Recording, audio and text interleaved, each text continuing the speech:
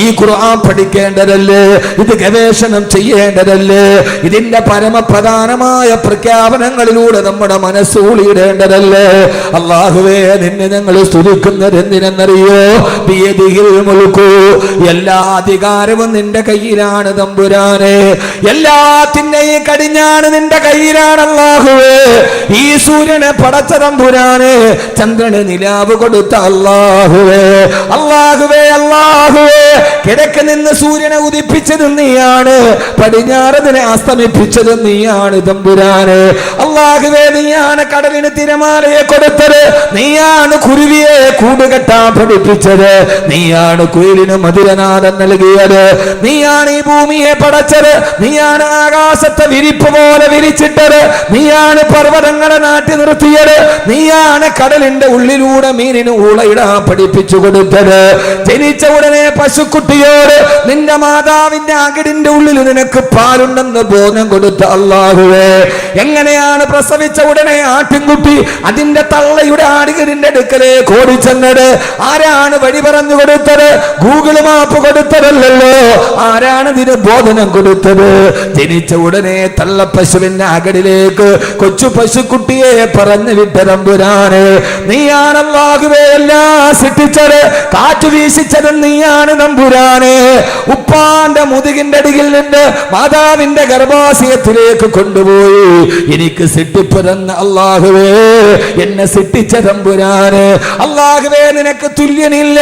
എന്റെ ഹൃദയത്തിന് സ്പന്ദനം തന്ന തമ്പുരാനെ, എന്റെ ഹൃദയം ഒരു മിനിറ്റിന്റെ ഉള്ളിൽ 70 പ്രാവശ്യം സ്പന്ദിക്കുന്നുണ്ട്.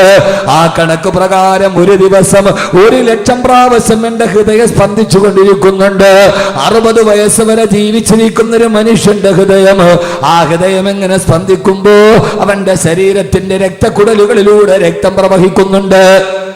60 വയസ്സ് വരെ ജീവിച്ചിരുന്ന മനുഷ്യന്റെ ശരീരത്തിലൂടെ 10,000 എണ്ണ ടാങ്കറിന്റെ ഉള്ളിലുള്ള എത്രത്തോളം രക്തം കൊള്ളുമോ അത്രത്തോളം വെള്ളം, അത്രത്തോളം രക്തമാണ് 60 വയസ്സ് വരെ ഒരു മനുഷ്യന്റെ ശരീരത്തിലൂടെ കടന്നു പോവുക.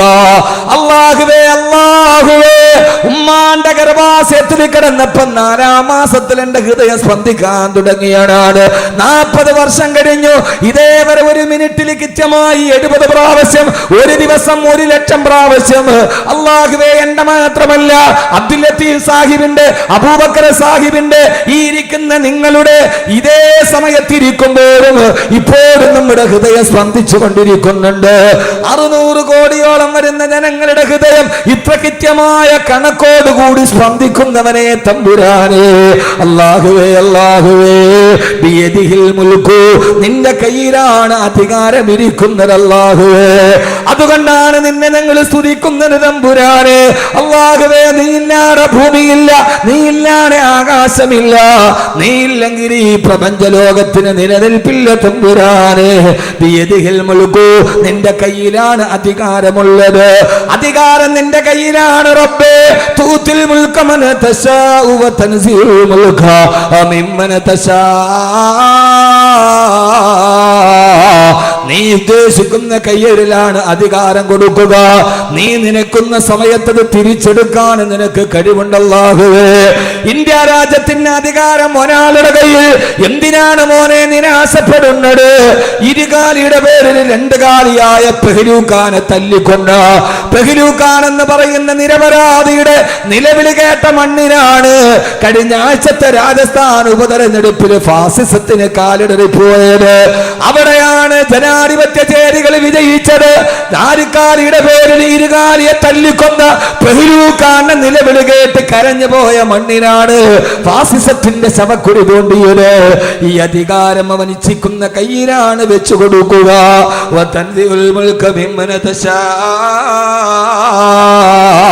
അവൻ ഉദ്ദേശിക്കുന്ന സമയത്ത് അത് അവരുടെ കയ്യിൽ നിന്ന് തിരിച്ചെടുത്ത് മറ്റൊരാളുടെ കയ്യിൽ കൊടുക്കാൻ കഴിയുന്നതും അല്ലാഹ്.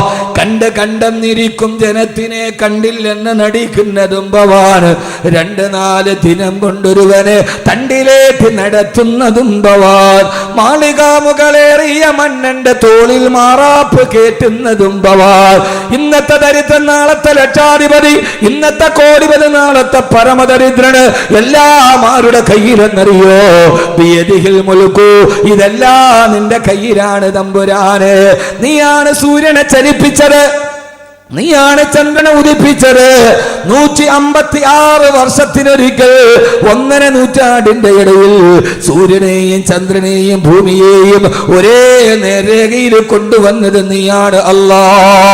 സഹോദരങ്ങളോട് സഹോദരിമാരോട് എന്തെങ്കിലുമൊക്കെ പഴയ വർത്തമാനം പറഞ്ഞ് തിരിഞ്ഞു പോകാനല്ല ഈ വിനീതൻ എഴുതിച്ചു നിന്നത്. കഴിഞ്ഞ ആഴ്ചയാണ് സൂര്യഗ്രഹണം ചന്ദ്രഗ്രഹണം നടത്തത്. 156 വർഷത്തിൽ ഒരു പ്രാവശ്യമാണ് ചന്ദ്രനും സൂര്യൻ ഒരേപോലെ നേർരേഖയിൽ വന്നത്. എന്തിനാണങ്ങ് വന്നതെന്നറിയുമോ? കിഴക്ക് നിന്ന് സൂര്യനെ ഉദിപ്പിച്ച റബ്ബേ, പടിഞ്ഞാറ് അസ്തമിപ്പിച്ച റബ്ബേ, നീ സൂര്യനൊരു ഭ്രമണപഥം വരച്ചു കൊടുത്തിട്ടുണ്ട്, ചന്ദ്രന് നീ ഒരു ഭ്രമണപഥം വരച്ചു കൊടുത്തിട്ടുണ്ട്. വൽഖമറ ഖദ്ദരനാഹു മനാസില ഹത്താ അദഖൽ റുജൂനുൽ ഖദീർ. അല്ലാഹുവേ, അല്ലാഹുവേ, എന്തിനാണ് ഈ സൂര്യനും ചന്ദ്രനും നേരെ വന്നത്? ഞാനൊരു കാര്യം നിങ്ങളോട് പറഞ്ഞു കൊടുക്കട്ടെയോ? മംഗലാപുരത്തേക്ക് പോകുന്ന റെയിൽ പാളത്തിൽ നിങ്ങൾ പോയാൽ, മംഗലാപുരം റെയിൽ പാളത്തിൽ ഒരേ സമയത്ത് 2 തീവണ്ടികൾ മുഖാമുഖം വന്നുവത്രേ. പിറ്റേ ദിവസം പത്രത്തിലെ ഏറ്റവും പ്രധാനപ്പെട്ട വാർത്ത, റെയിൽവേ സ്റ്റേഷനിൽ എതിർ ദിശയിലേക്ക് പോകുന്ന 2 ട്രെയിനുകൾ മുഖാമുഖം വന്നു നിന്നുവത്രേ. ഭാഗ്യം കൊണ്ട് തലനാരിടയ്ക്കാണ് അപകടം നടക്കാതെ മാറിപ്പോയത്. പത്രത്തില് വാർത്ത വായിക്കാറില്ലേ? കേവലം 2 ട്രെയിനുകൾ 1/2 കിലോമീറ്റർ പോലും വലിപ്പമില്ലാത്ത 2 ട്രെയിനുകൾ പാളത്തിൽ മുഖാമുഖം വന്നാൽ പേടിച്ചു വിറച്ചു പോകുന്നവനെ, പേടിച്ചരണ്ടു പോകുന്ന മനുഷ്യ, അല്ലാഹു ചോദിക്കുകയാണ്, സൂര്യൻ എന്ന ഭൂമിയേക്കാൾ 35,000 ഇരട്ടി പിണ്ട വലിപ്പമുള്ള സൂര്യഗോളം, ഈ മഹാഭൂമിയും സൂര്യനും ചന്ദ്രനും ഒരേ നേർരേഖയിൽ വന്നപ്പോ എന്തിനാണത് വന്നതെന്നറിയുമോ? വമാ നുർസിലു ബിൽആയാതി ഇല്ലാ തഖ്വീഫാ. ചന്ദ്രഗ്രഹണ നിസ്കാരം നിർവഹിച്ചത് എന്തിനാ? ഞാൻ എന്റെ വിഷയത്തിലോട്ട് കടന്നു വരട്ടെ. അല്ലാഹു പറയാണ്, എന്തിനാണ് സൂര്യഗ്രഹണം നടന്നത്, എന്തിനാണ് ചന്ദ്രഗ്രഹണം വന്നത്? ഇതെല്ലാം ഒരേ രേഖയിൽ വന്നത് എന്തിനെന്നറിയോ? വമാ നുർസിലു ബിൽആയാതി ഇല്ലാ തഖ്വീഫാ. അതൊക്കെ നിങ്ങളെ ഞാനൊന്ന് ഭയപ്പെടുത്താൻ ചെയ്തതാണ്. ആരാണ് പറയുന്നത്? അല്ലാഹ്. ഇവിടെ നോക്ക് നിങ്ങൾ, അല്ലാഹു പറയാണ്, ഞാനിതൊക്കെ ചെയ്തത് എന്തിനെന്നറിയോ? വമാ നുർസിലു ബിൽആയാതി ഇല്ലാ തഖ്വീഫാ. ഇതൊക്കെ നിങ്ങളെ ഒന്ന് പേടിപ്പിക്കാൻ വേണ്ടി ചെയ്തതാണ്. എത്ര പേരാണ് പേടിച്ചത്? എത്ര പേര് പേടിച്ചു? പറയും നിങ്ങള്. ചന്ദ്രഗ്രഹണ നിസ്കാരമൊക്കെ എല്ലായിടത്തും നടന്നു. ഇവിടെ നിസ്കരിച്ച ഇല്ലേ? പള്ളിയിൽ ചന്ദ്രഗ്രഹണം നിസ്കരിച്ച ഇല്ലയോ? നിസ്കരിച്ചെന്നോ? ഇല്ലെന്നാ? നിസ്കരിച്ചു. എന്തിനാ നിസ്കരിച്ചേ? എന്തിനാ നിസ്കരിച്ചേ? ആ നിസ്കാരം മാത്രമല്ല, ഇത് അല്ലാഹുവിന്റെ ഖുർആനാണ്. കബീർ ബാക്കവി പറയുന്നത് ഖുർആനാണ്. സൂറത്തുൽ ഇസ്രായിൽ അല്ലാഹു പറയാ, വമാ നുർസിലു ബിൽആയാതി ഇല്ലാ തഖ്വീഫാ. ഇത് നിങ്ങളെ ഞാനൊന്ന് ഭയപ്പെടുത്താൻ ചെയ്തതാണ്. ഇനിയെങ്കിലും നിങ്ങൾ എന്നിലേക്ക് തിരിച്ചു വാ. ഹറാമുകളോട് വിട പറയ്, മദ്യപാനത്തോട് വിട പറയ്, പലിശയോട് വിട പറയ്, അല്ലാഹുവിലേക്ക് നിങ്ങൾ അടുത്തുവാ. വാപ്പ മക്കളോട് പറയാറില്ല, മക്കളെ പേടിപ്പിക്കാൻ വേണ്ടി പോലീസ് വരുന്നുണ്ട് മോനെ, ഭൂതം വരുന്നുണ്ട് മോനെ. എന്തിനാണ്? അവനോട് ഇഷ്ടമില്ലാഞ്ഞിട്ടല്ല, ഏറെ ഇഷ്ടമുള്ള അവൻ തന്നിലേക്ക് തിരിച്ചു വരാൻ ഒരു വാപ്പ കുഞ്ഞിനോട് പറയുന്നത് പോലെ അല്ലാഹു പറയാ, വമാ നുർസിലു ബിൽആയാതി ഇല്ലാ തഖ്വീഫാ. ഇതൊക്കെ അല്ലാഹു നിങ്ങളെ പേടിപ്പിക്കാൻ നൽകുന്നതാണ്. സഹോദരങ്ങളെ പേടിക്കണം. ഇതെങ്ങാനും ഒരേ ദിശയിൽ വന്നതൊന്ന് കൂട്ടിമുട്ടിയാൽ അത് ലോകാവസാനത്തിലേക്ക് നടന്നു പോവുകയാണ്. അതുകൊണ്ട് ഈ ഗോളങ്ങൾ ഒരേ പാളത്തിൽ വരുമ്പോ അല്ലാഹനെ നിങ്ങൾ പേടിക്കണേ, അല്ലാഹുവിനെ നിങ്ങൾ സൂക്ഷിക്കണേ. വകൈഇം മിൻ ആയത്തിൻ ഫിസ്സമാഇ വൽ അർളി യമറൂന അലൈഹാ വഹും അൻഹാ മുഅ്രിദൂൻ. അല്ലാഹു പറയാണ്, ഇങ്ങനെ എത്രയെത്ര അത്ഭുതങ്ങൾ ലോകത്ത് നിങ്ങൾ കണ്ടിട്ടും യമുറൂന അലൈഹാ, അതൊക്കെ നിങ്ങൾ കാണുന്നുണ്ട്, പക്ഷേ വഹും അൻഹാ മുഅ്രിദൂൻ, അതൊക്കെ കണ്ടിട്ട് നിങ്ങൾ യാതൊരുവിധ പേടിയില്ലാതെ നടക്കുകയാണല്ലോ. അല്ലാഹു സൂര്യചന്ദ്രനെ സൃഷ്ടിച്ചത് നമുക്ക് മനസ്സിലാക്കാൻ വേണ്ടിയാണ്.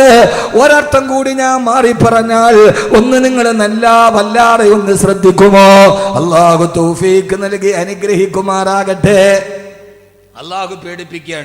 ഒന്നുകൂടി പറഞ്ഞാൽ ഒരു കാര്യം ഞാൻ നിങ്ങളോട് പറഞ്ഞുതരാം. വേറെ ഹദീസും ഖുർആനും ഒന്നും അല്ല, അത് ചിന്തിക്കാൻ അധികം സമയവും വേണ്ട. സൂര്യൻ എന്ന് പറയുന്നത് രാവിലെ ഉദിച്ചു വൈകുന്നേരം അസ്തമിക്കാറുണ്ട്, ഇല്ലേ? കാണാറുണ്ടോ രാവിലെ സൂര്യൻ ഉദിക്കുന്നത്? കാണാറുണ്ടോ? എഴുന്നേൽക്കൂല സമയത്തൊന്നും. രാവിലെ സൂര്യൻ ഉദിക്കുന്നത് കണ്ടിട്ടില്ലേ? നട്ടുച്ച നേരത്ത് വന്ന് തലയുടെ മുകളിൽ നിൽക്കുന്നത് കണ്ടിട്ടില്ലേ? വൈകുന്നേരം സൂര്യൻ അസ്തമിക്കുന്നത് കണ്ടിട്ടില്ലേ? എന്തിനാ സൂര്യാസ്തമയവും സൂര്യോദയവും? ഒന്ന് പറയും. സൂര്യൻ ഉദിക്കുന്നത് സൂര്യൻ അസ്തമിക്കുന്നതും വെറുതെ ഈ ആകാശത്തിന്റെ മുകളിൽ ഇങ്ങനെ ഉദിക്കുക അസ്തമിക്കുകയും ചെയ്യുന്ന എന്തിനാ? എത്ര നാളുകൊണ്ട് നമ്മൾ കാണുന്ന കാഴ്ചയാണിത്. എന്തിനാണിത്? അറിയില്ല. ഇച്ചിരി വെള്ളം തരികയാൻ പറ. അറിയില്ല. ഒരാൾക്ക് ജീവിതത്തിന് നന്നാവണമെങ്കിൽ സൂര്യനെ നോക്കിയാൽ മതി. ആരെ നോക്കിയാൽ മതി? വാള് പറയല്ല, വാള് കേൾക്കണ്ട, ഒന്നും നോക്കണ്ട. നിങ്ങൾക്ക് നന്നാവണമെന്ന് ചെറുപ്പക്കാരെ ആഗ്രഹമുണ്ടോ? നിങ്ങൾ സൂര്യനെ നോക്കിയാൽ മതി. നിങ്ങൾ അന്തം വിട്ട് നോക്കുകയാണ്. ഇപ്പം ഇയാളിപ്പോൾ എന്താ പറയണത്? ഞാൻ ഇങ്ങനെയൊക്കെ പറയൂ. അതാണ് എൻ്റെ ഒരു ശൈലി. എല്ലാവരും പറഞ്ഞത് തന്നെ പറയുന്നതിൽ നല്ലത്. 7 ദിവസം ആകുന്നുണ്ട്. എല്ലാവരും പറയുന്നതിന് നല്ല വേറിട്ടൊന്നും പറയലല്ലേ. ഞാനിന്ന് പറയുന്നത് സൂറത്തുൽ മുൽക്കിൻ്റെ 2 ആയത്താണ്. അപ്പോൾ കബീർ വാക്കവയുടെ വാത് കഴിഞ്ഞപ്പോൾ എന്ത് കിട്ടി? സൂറത്തുൽ മുൽക്കിൻ്റെ ആദ്യത്തെ 2 ആയത്ത് നന്നായിട്ട് പഠിച്ചു. ലാഭായില്ലേ? പിന്നെ ബാക്കി പഠിച്ചാൽ മതിയല്ലോ. ഇപ്പോഴെത്തിയ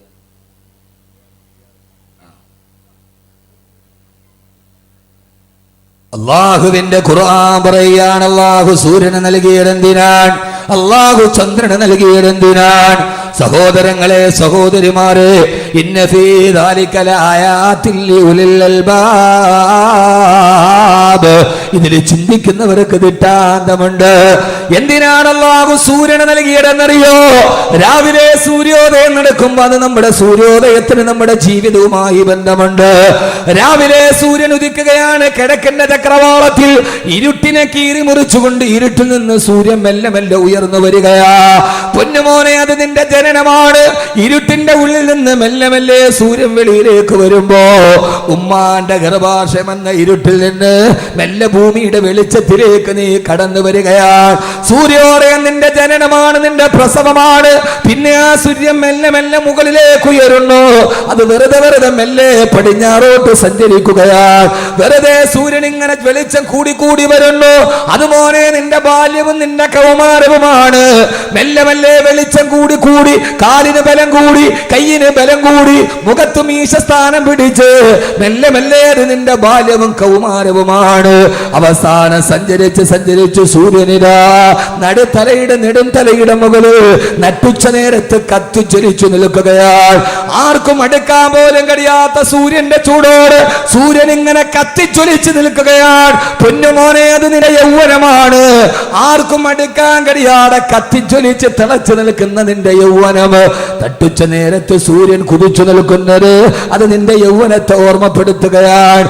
ആർക്കും അടുക്കാൻ കഴിയാത്ത യൗവനം, ഒരാളുടെ ഉപദേശം സ്വീകരിക്കാത്ത യൗവനം, ആരുടെ അടുക്കലേക്ക് നന്മകൾ സ്വീകരിക്കാത്ത യൗവനം, ആ യൗവനമാണ് നിന്നെ നട്ടുച്ച നേരത്ത് നിൽക്കുന്ന സൂര്യന്.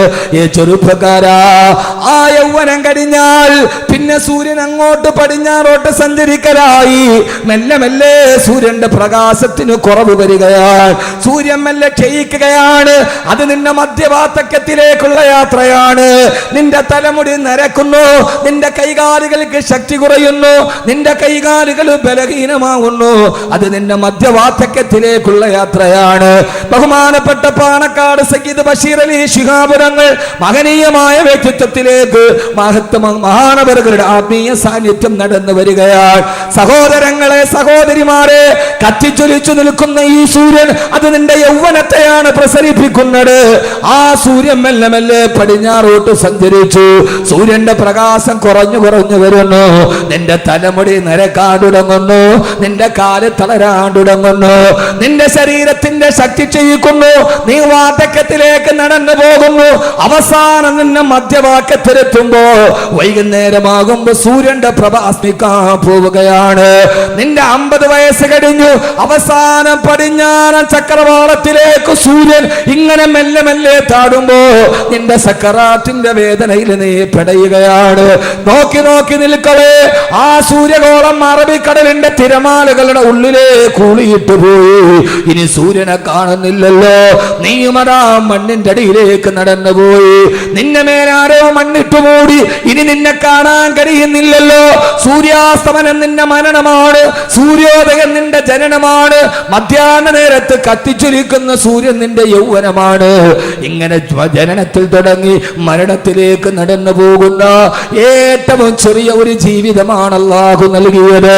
അതുകൊണ്ടാണ് അല്ലാഹു സുബ്ഹാനഹു വ തആല സൂറത്തുൽ മുൽക്കിന്റെ 2-ാമത്തെ ആയത്ത് പറഞ്ഞത്, അല്ലദീ, അല്ലാഹു ആരെന്നറിയുമോ? അല്ലദീ ഖലഖൽ മൗത വൽ ഹയാ ലിയബ്ലുവക്കും അയ്യുക്കും അഹ്സനു അമലാ. അല്ലദീ ഖലഖൽ മൗത, അവനാണ് മരണത്തെ സൃഷ്ടിച്ചത്. വൽ ഹയാ, അവനാണ് ജീവിതത്തെ സൃഷ്ടിച്ചത്. യഥാർത്ഥത്തിൽ സഹോദരങ്ങളെ, ഞാൻ ഇന്ന് പറയാൻ പോകുന്ന വിഷയത്തിന്റെ മർമ്മപ്രധാനമായ ഭാഗം അല്ലാഹു സുബ്ഹാനഹു വ തആല ജീവിതത്തെക്കുറിച്ച് പറഞ്ഞപ്പോ ഈ ഭൂമിയിലെ ജീവിതത്തെ ഖുർആൻ ഒരു ജീവിതമായി പരിഗണിച്ചിട്ടില്ല. അല്ലാഹുവിന്റെ ഖുർആൻ ഒരു സ്ഥലത്തും അതൊരു ജീവിതമായി പരിഗണിച്ചിട്ടില്ല. അല്ലാഹു പറഞ്ഞത് അല്ലദീ ഖലഖൽ മൗത, അവനാണ് മരണത്തെ സൃഷ്ടിച്ചത്. വൽ ഹയാ, അവനാണ് ജീവിതത്തെ സൃഷ്ടിച്ചത്. അപ്പൊ യഥാർത്ഥ ജീവിതം മരണത്തിന് ശേഷമുള്ള ജീവിതമാണ്. മരണത്തിന് മുമ്പുള്ള ഈ ജീവിതത്തെ ഖുർആൻ ഒരു ജീവിതമായി പരിഗണിച്ചിട്ടേയില്ല. അള്ളാഹു നമുക്ക് മനസ്സിലാക്കാനുള്ള ബോധം നൽകി അനുഗ്രഹിക്കുമാറാകട്ടെ. അള്ളാഹു സുബ്ഹാനഹു വ തആല നമുക്കിത് മനസ്സിലാക്കാനുള്ള ബോധം നൽകി അനുഗ്രഹിക്കുമാറാകട്ടെ. സൂറത്തുൽ മുൽക്കിന്റെ ആദ്യത്തെ ആയത്താണ് നമ്മൾ ചർച്ച ചെയ്തത്. അതൊരു വിശാലമായ അർത്ഥവ്യാപ്തിയിലേക്കാണ് നമ്മളെ കൊണ്ടുപോവുക. ഒരു പ്രസംഗം നടക്കുമ്പോൾ അവസാനിക്കുമ്പോൾ ഇൻഷാ അല്ലാഹ് സൂറത്തുൽ മുൽക്കിന്റെ 2 ആയത്തുകൾ അതിൻ്റെ വലിയ ഒരു ആശയത്തിലേക്കാണ് നാം ഇനി സഞ്ചരിക്കുന്നത്. ഓരോ ആണും പെണ്ണും മനസ്സിൽ ചിന്തിക്കേണ്ട കാര്യങ്ങൾ അള്ളാഹു നമുക്കത് തൗഫീക്ക് നൽകി അനുഗ്രഹിക്കുമാറാകട്ടെ. അള്ളാഹു സുബ്ഹാനഹു വ തആല വിശുദ്ധമായ ഖുർആനിൽ സൂറത്തുൽ മുൽക്കിൽ അതിൻ്റെ ആദ്യത്തെ 2 ആയത്താണ് നമ്മൾ പറഞ്ഞത്. അള്ളാഹു സുബ്ഹാനഹു വ തആല സൂര്യ ചന്ദ്രാദി നക്ഷത്രങ്ങളെ മുഴുവൻ സൃഷ്ടിച്ചത് വമാ നുർസിലു ബിൽ ആയാത്തി ഇല്ലാ തഖ്വീഫ. ചന്ദ്രഗ്രഹണം നടന്നു, എല്ലാം നേർരേഖയിൽ വരുമ്പോ അത് നിങ്ങളെ ഭയപ്പെടുത്താൻ വേണ്ടി മാത്രമാണ്. എന്നിട്ട് അള്ളാഹു നമ്മോട് ചോദിക്കുന്ന ഒരു ചോദ്യമുണ്ട്. വകഅയ്യിൻ മിൻ ആയത്തിൻ ഫിസ്സമാഇ വൽ അർളി യമുറൂന അലൈഹാ വഹും അൻഹാ മുഅ്രിദൂൻ. വകഅയ്യിൻ മിൻ ആയ, എത്രയെത്ര ദൃഷ്ടാന്തങ്ങളാണ് ആകാശത്തും ഭൂമിയിലും നിങ്ങൾ കാണുന്നത്. എന്നിട്ടും നിങ്ങൾ അതിൽ നിന്നെല്ലാം പിന്തിരിഞ്ഞു മാറി നിൽക്കുകയാണല്ലോ. നിങ്ങൾ അള്ളാഹുവിലേക്ക് തിരിച്ചു നടക്കാൻ, ഏകനായ അള്ളാഹുവിലേക്ക് അടുക്കുവാൻ ഈ ഭൗതികമായ ജീവിതം നശ്വരമാണ് എന്ന് തിരിച്ചറിയാൻ അള്ളാഹു സുബ്ഹാനഹു വ തആല അടുത്ത ആയത്തിൽ ഖുർആൻ നമ്മോട് പറഞ്ഞ ഏറ്റവും പ്രധാനപ്പെട്ട ഒരു ഗുണപാഠം. ഖുർആനിന്റെ 114 അധ്യായങ്ങൾ നിങ്ങൾ പരിശോധിച്ചു നോക്കൂ. 6600 പരം വരുന്ന ആയത്തുകൾ നിങ്ങൾ ഗവേഷണം ചെയ്തു നോക്കൂ. ഒരു ഭാഗത്തും അല്ലാഹു സുബ്ഹാനഹു വ തആല ഈ ഭൗതികമായ കേവലമായി നാം വിലകെടുക്കുന്ന ഈ ജീവിതത്തെ 60-70 വയസ്സാണ് ആയുസ്സെന്ന് പരിമിതപ്പെടുത്തി പറഞ്ഞതെന്ന് ദുഃഖങ്ങളും പ്രയാസങ്ങളും കടങ്ങളും ബാധ്യതകളും ആകുലതകളും വ്യാകുലതകളും നിറഞ്ഞ ഈ ജീവിതത്തെ ഖുർആൻ ഒരു ജീവിതമായി പരിഗണിച്ചിട്ടേയില്ല. അള്ളാഹുവിന്റെ ഖുർആൻ പറഞ്ഞത് വമൽ ഹയാത്തുദ് ദുനിയാ ഇല്ലാ മതാഉൽ ഖുറൂർ. ഈ ദുനിയാവെന്ന് പറയുന്നത് നിങ്ങളെ വഞ്ചിക്കുന്ന, നിങ്ങളെ ചതിക്കുന്ന ചില സുഖഭോഗ വസ്തുക്കൾ മാത്രമാണ്. അല്ലാഹു സുബ്ഹാനഹു വ തആല വളരെ വിശാലമായി, വളരെ വിസ്തൃതമായി നമ്മോട് പറയുന്ന ഏറ്റവും പ്രധാനപ്പെട്ട ഒരു കാര്യമാണിത്. ഈ ദുനിയാവെന്ന് പറഞ്ഞാൽ അല്ലാഹു പറയുകയാണ്, ഇവിടെ നിങ്ങൾ ഖുർആനിന്റെ ശൈലി സൂക്ഷിച്ചു നോക്കുക. അല്ലദീ ഖലഖൽ മൗത വൽ ഹയാ, അവനാണ് മരണത്തെ സൃഷ്ടിച്ചത്. പിന്നെയാണ് അല്ലാഹു പറഞ്ഞത് മരണത്തെ മാത്രമല്ല വൽ ഹയാ, അവനാണ് ജീവിതത്തെ സൃഷ്ടിച്ചു നൽകിയത് എന്ന് പറഞ്ഞാൽ അല്ലാഹു ആദ്യം പറഞ്ഞത് ജീവിതത്തെയല്ല, ഈ ഭൗതികമായ ജീവിതമാണ് ഖുർആൻ പറഞ്ഞതെങ്കിൽ അല്ലാഹു ആദ്യം പറയേണ്ടത് അവൻ ജീവിതത്തെ സൃഷ്ടിച്ചവനാണ്, അവന് മരണത്തെ സൃഷ്ടിച്ചവനാണ്. അല്ല അല്ല, ഈ ജീവിതം എന്ന് പറയുന്നത് നശ്വരമായ ജീവിതമാണ്. ഇതിനൊരു ജീവിതമായി അല്ലാഹുവിന്റെ ഖുർആൻ പരിഗണിച്ചിട്ടില്ല. ഏറ്റവും പ്രധാനപ്പെട്ട ജീവിതം വഇന്നൽ ആഖിറത ഹിയ ദാറുൽ ഖറാർ, ഏറ്റവും പ്രധാനപ്പെട്ട ഭൗതികമായ ജീവിതത്തിനപ്പുറത്തെ ജീവിതം മരണശേഷം നിങ്ങൾ കാണുന്ന പരലോക ജീവിതമാണ്. അല്ലെങ്കിൽ തന്നെ സഹോദരങ്ങളെ, എങ്ങനെയാണ് ഈ ജീവിതത്തെ നമ്മൾ ജീവിതമെന്ന് പറയാൻ കഴിയുക? ഈ ജീവിതത്തെ അല്ലാഹുവിന്റെ ഖുർആൻ പറഞ്ഞത് വമൽ ഹയാത്തുദ് ദുനിയാ ഇല്ലാ മതാഉൽ ഖുറൂർ. ഈ ജീവിതം നിങ്ങളെ ചതിക്കുന്നതിലെ വസ്തുക്കൾ മാത്രമാണ്. ശരിയാണ്, ശരിയാണ്, ജീവിതമാണ് എന്നെ ചതിച്ചത്. എന്നെ ചതിച്ചത് ജീവിതമാണ്, മരണം എന്നെ ചതിച്ചിട്ടേ ഇല്ല. വളരെ ഗഹനമായി കേൾക്കണേ, എന്നെ ചതിച്ചത് എന്റെ ജീവിതമാണ്, മരണം എന്നെ ചതിച്ചിട്ടേ ഇല്ല. എന്നെ ചതിച്ചത് എന്റെ ജീവിതത്തിലെ കൂട്ടുകാരനാണ്, മരണമെന്ന കൂട്ടുകാരൻ എന്നെ ചതിച്ചിട്ടില്ലല്ലോ. വരാമെന്ന് പറയുന്ന സമയത്ത് വരാതെ എന്നെ കബളിപ്പിച്ചത് എന്റെ ജീവിതത്തിലെ കൂട്ടുകാരനാണ്, പക്ഷേ മരണം എന്നെ ചതിച്ചില്ലല്ലോ.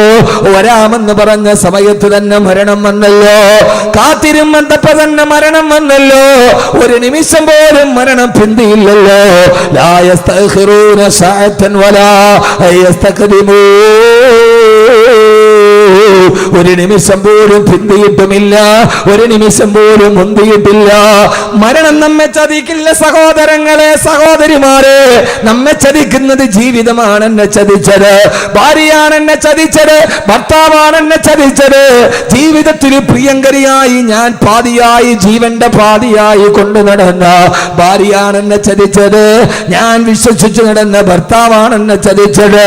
എന്റെ മക്കളാണ് എന്നെ ചതിച്ചത്. എന്റെ മാതാപിതാക്കളാണ് എന്നെ കൈവിട്ട് കളഞ്ഞത്.